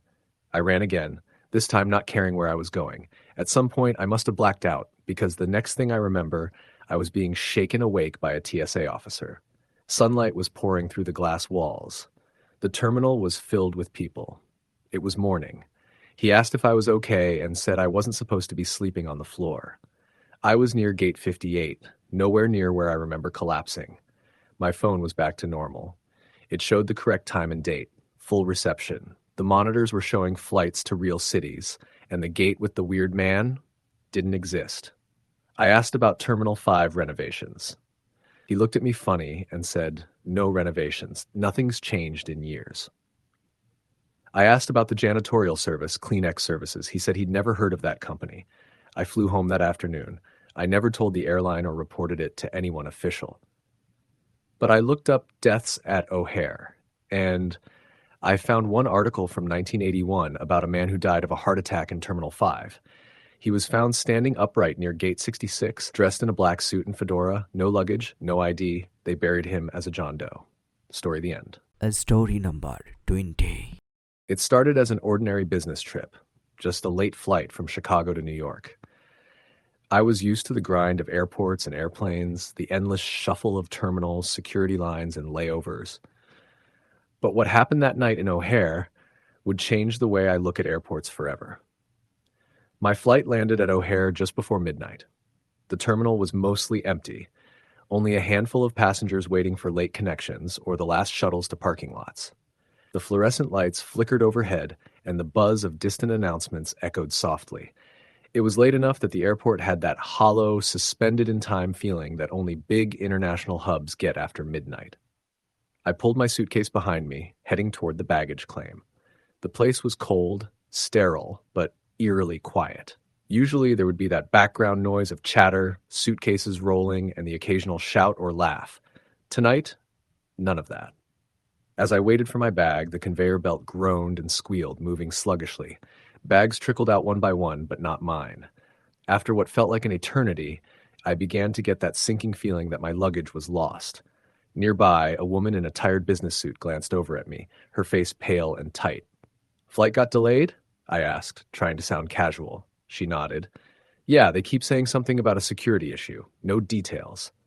A cold draft blew past me, raising goosebumps on my arms. The lights overhead flickered, briefly dimming, then returning to normal. I shook off the unease. The baggage carousel slowed and stopped. No sign of my bag. I looked around for an employee but found none. The janitor who had been mopping the floor just moments ago was gone. I decided to head toward the customer service desk to figure out what was going on. The walkways were strangely empty. Normally, there would be families, airport workers, cleaning crews, people moving about, but tonight it felt like the entire place had been abandoned except for a handful of stranded travelers. I passed a row of vending machines, but the usual hum was missing. The cold air smelled faintly like mildew, mixed with the sharp scent of disinfectant. I came to the main concourse and saw a security checkpoint closed and dark. The turnstiles were locked down and the area behind was roped off. I tried calling my wife to let her know about the delay, but my phone showed no service. I thought maybe the airport's cell signal was spotty in this part of the terminal, so I looked for Wi-Fi. None available. The overhead speakers crackled with static. Then a voice whispered something, barely audible, like a ghostly echo. I stopped and listened. "Do not leave. Stay inside. Danger." A shiver ran down my spine. The voice faded out and the speakers went silent. I looked around, heart pounding. From the corner of my eye, I saw movement. A figure walking across the terminal. I called out, but no response. The figure was a man in a security uniform, but his face was obscured by shadow. As he passed beneath the flickering light, I noticed his eyes were completely black. I blinked, and he vanished. My breathing quickened. I told myself it was just a trick of the light. Stress, exhaustion, but the feeling that something was wrong was growing stronger by the second. I moved toward the gates, hoping to find an open one or an employee. As I walked, the terminal seemed to stretch on endlessly. The walls, usually painted in calming blues and whites, were now stained and cracked. The tile floor was chipped, dirty. A loud banging noise echoed somewhere in the distance, metal on metal. I stopped, trying to locate the source, but it was impossible. The sound seemed to come from all directions. Suddenly, a new announcement came through the speakers, but the words were garbled and distorted. Then, the lights went out completely. I fumbled for my phone and turned on the flashlight. The beam cut through the darkness, but revealed nothing but shadows stretching along the walls. The temperature dropped sharply. I heard whispers all around me. Hundreds of voices overlapping, speaking in a language I didn't recognize. I turned and ran. Down corridors that twisted and looped impossibly. I ran, trying to find the exit. The exit anywhere but here. I passed empty gates with chairs overturned, trash scattered like a violent storm had passed through. In one corridor, I saw a door slightly ajar, light spilling out. I slipped inside. The room looked like a security office, monitors lining the walls. Most screens were cracked or flickering. On one monitor, I saw a live feed of a plane on the tarmac, but something was wrong. The plane was completely covered in rust, vines creeping over it as if it had been sitting there abandoned for years. Then the camera feed cut out. A sudden cold breeze hit my neck, and I spun around. A shadowy figure stood in the corner. I couldn't make out its face, only the faint outline of a uniform. The whispers turned to a low chant. I backed toward the door, but it slammed shut. I pounded on it, screaming for help. The lights flickered on again, and the figure was gone. I heard footsteps in the hallway outside, slow, deliberate, approaching. I looked through a crack in the door and saw a group of people walking silently, passengers, airport workers, all with blank faces, eyes black and void. They stopped just outside the door. I held my breath. Then the door shook violently. I scrambled away and noticed a ventilation shaft just above me. I climbed up, squeezing through the narrow space, crawling on my stomach through the cold metal ductwork. The voices grew louder, echoing through the vents. I followed the shafts until I reached an opening near the roof. Pushing aside the vent cover, I climbed out into the terminal ceiling, crawling over pipes and wires. Looking down, I saw the terminal below, transformed. It was no longer the modern airport I'd landed in. The walls were covered in strange symbols, written in what looked like blood. The chairs were all broken, torn apart by some unseen force. The group with black eyes was now surrounding the central atrium. A plane sat on the runway outside, illuminated by flickering floodlights, but the plane was covered in strange runes and symbols glowing faintly. Suddenly, the ground trembled. The plane's engines roared to life, shaking the building. The black-eyed figures raised their arms, chanting louder. I crawled back into the vents, heart pounding. I needed to get out. I found a service ladder leading down to the maintenance tunnels. I descended, breathing heavily, the air growing warmer. The tunnel opened into a small maintenance room with a door leading outside. I pushed it open and stepped into the cool night air.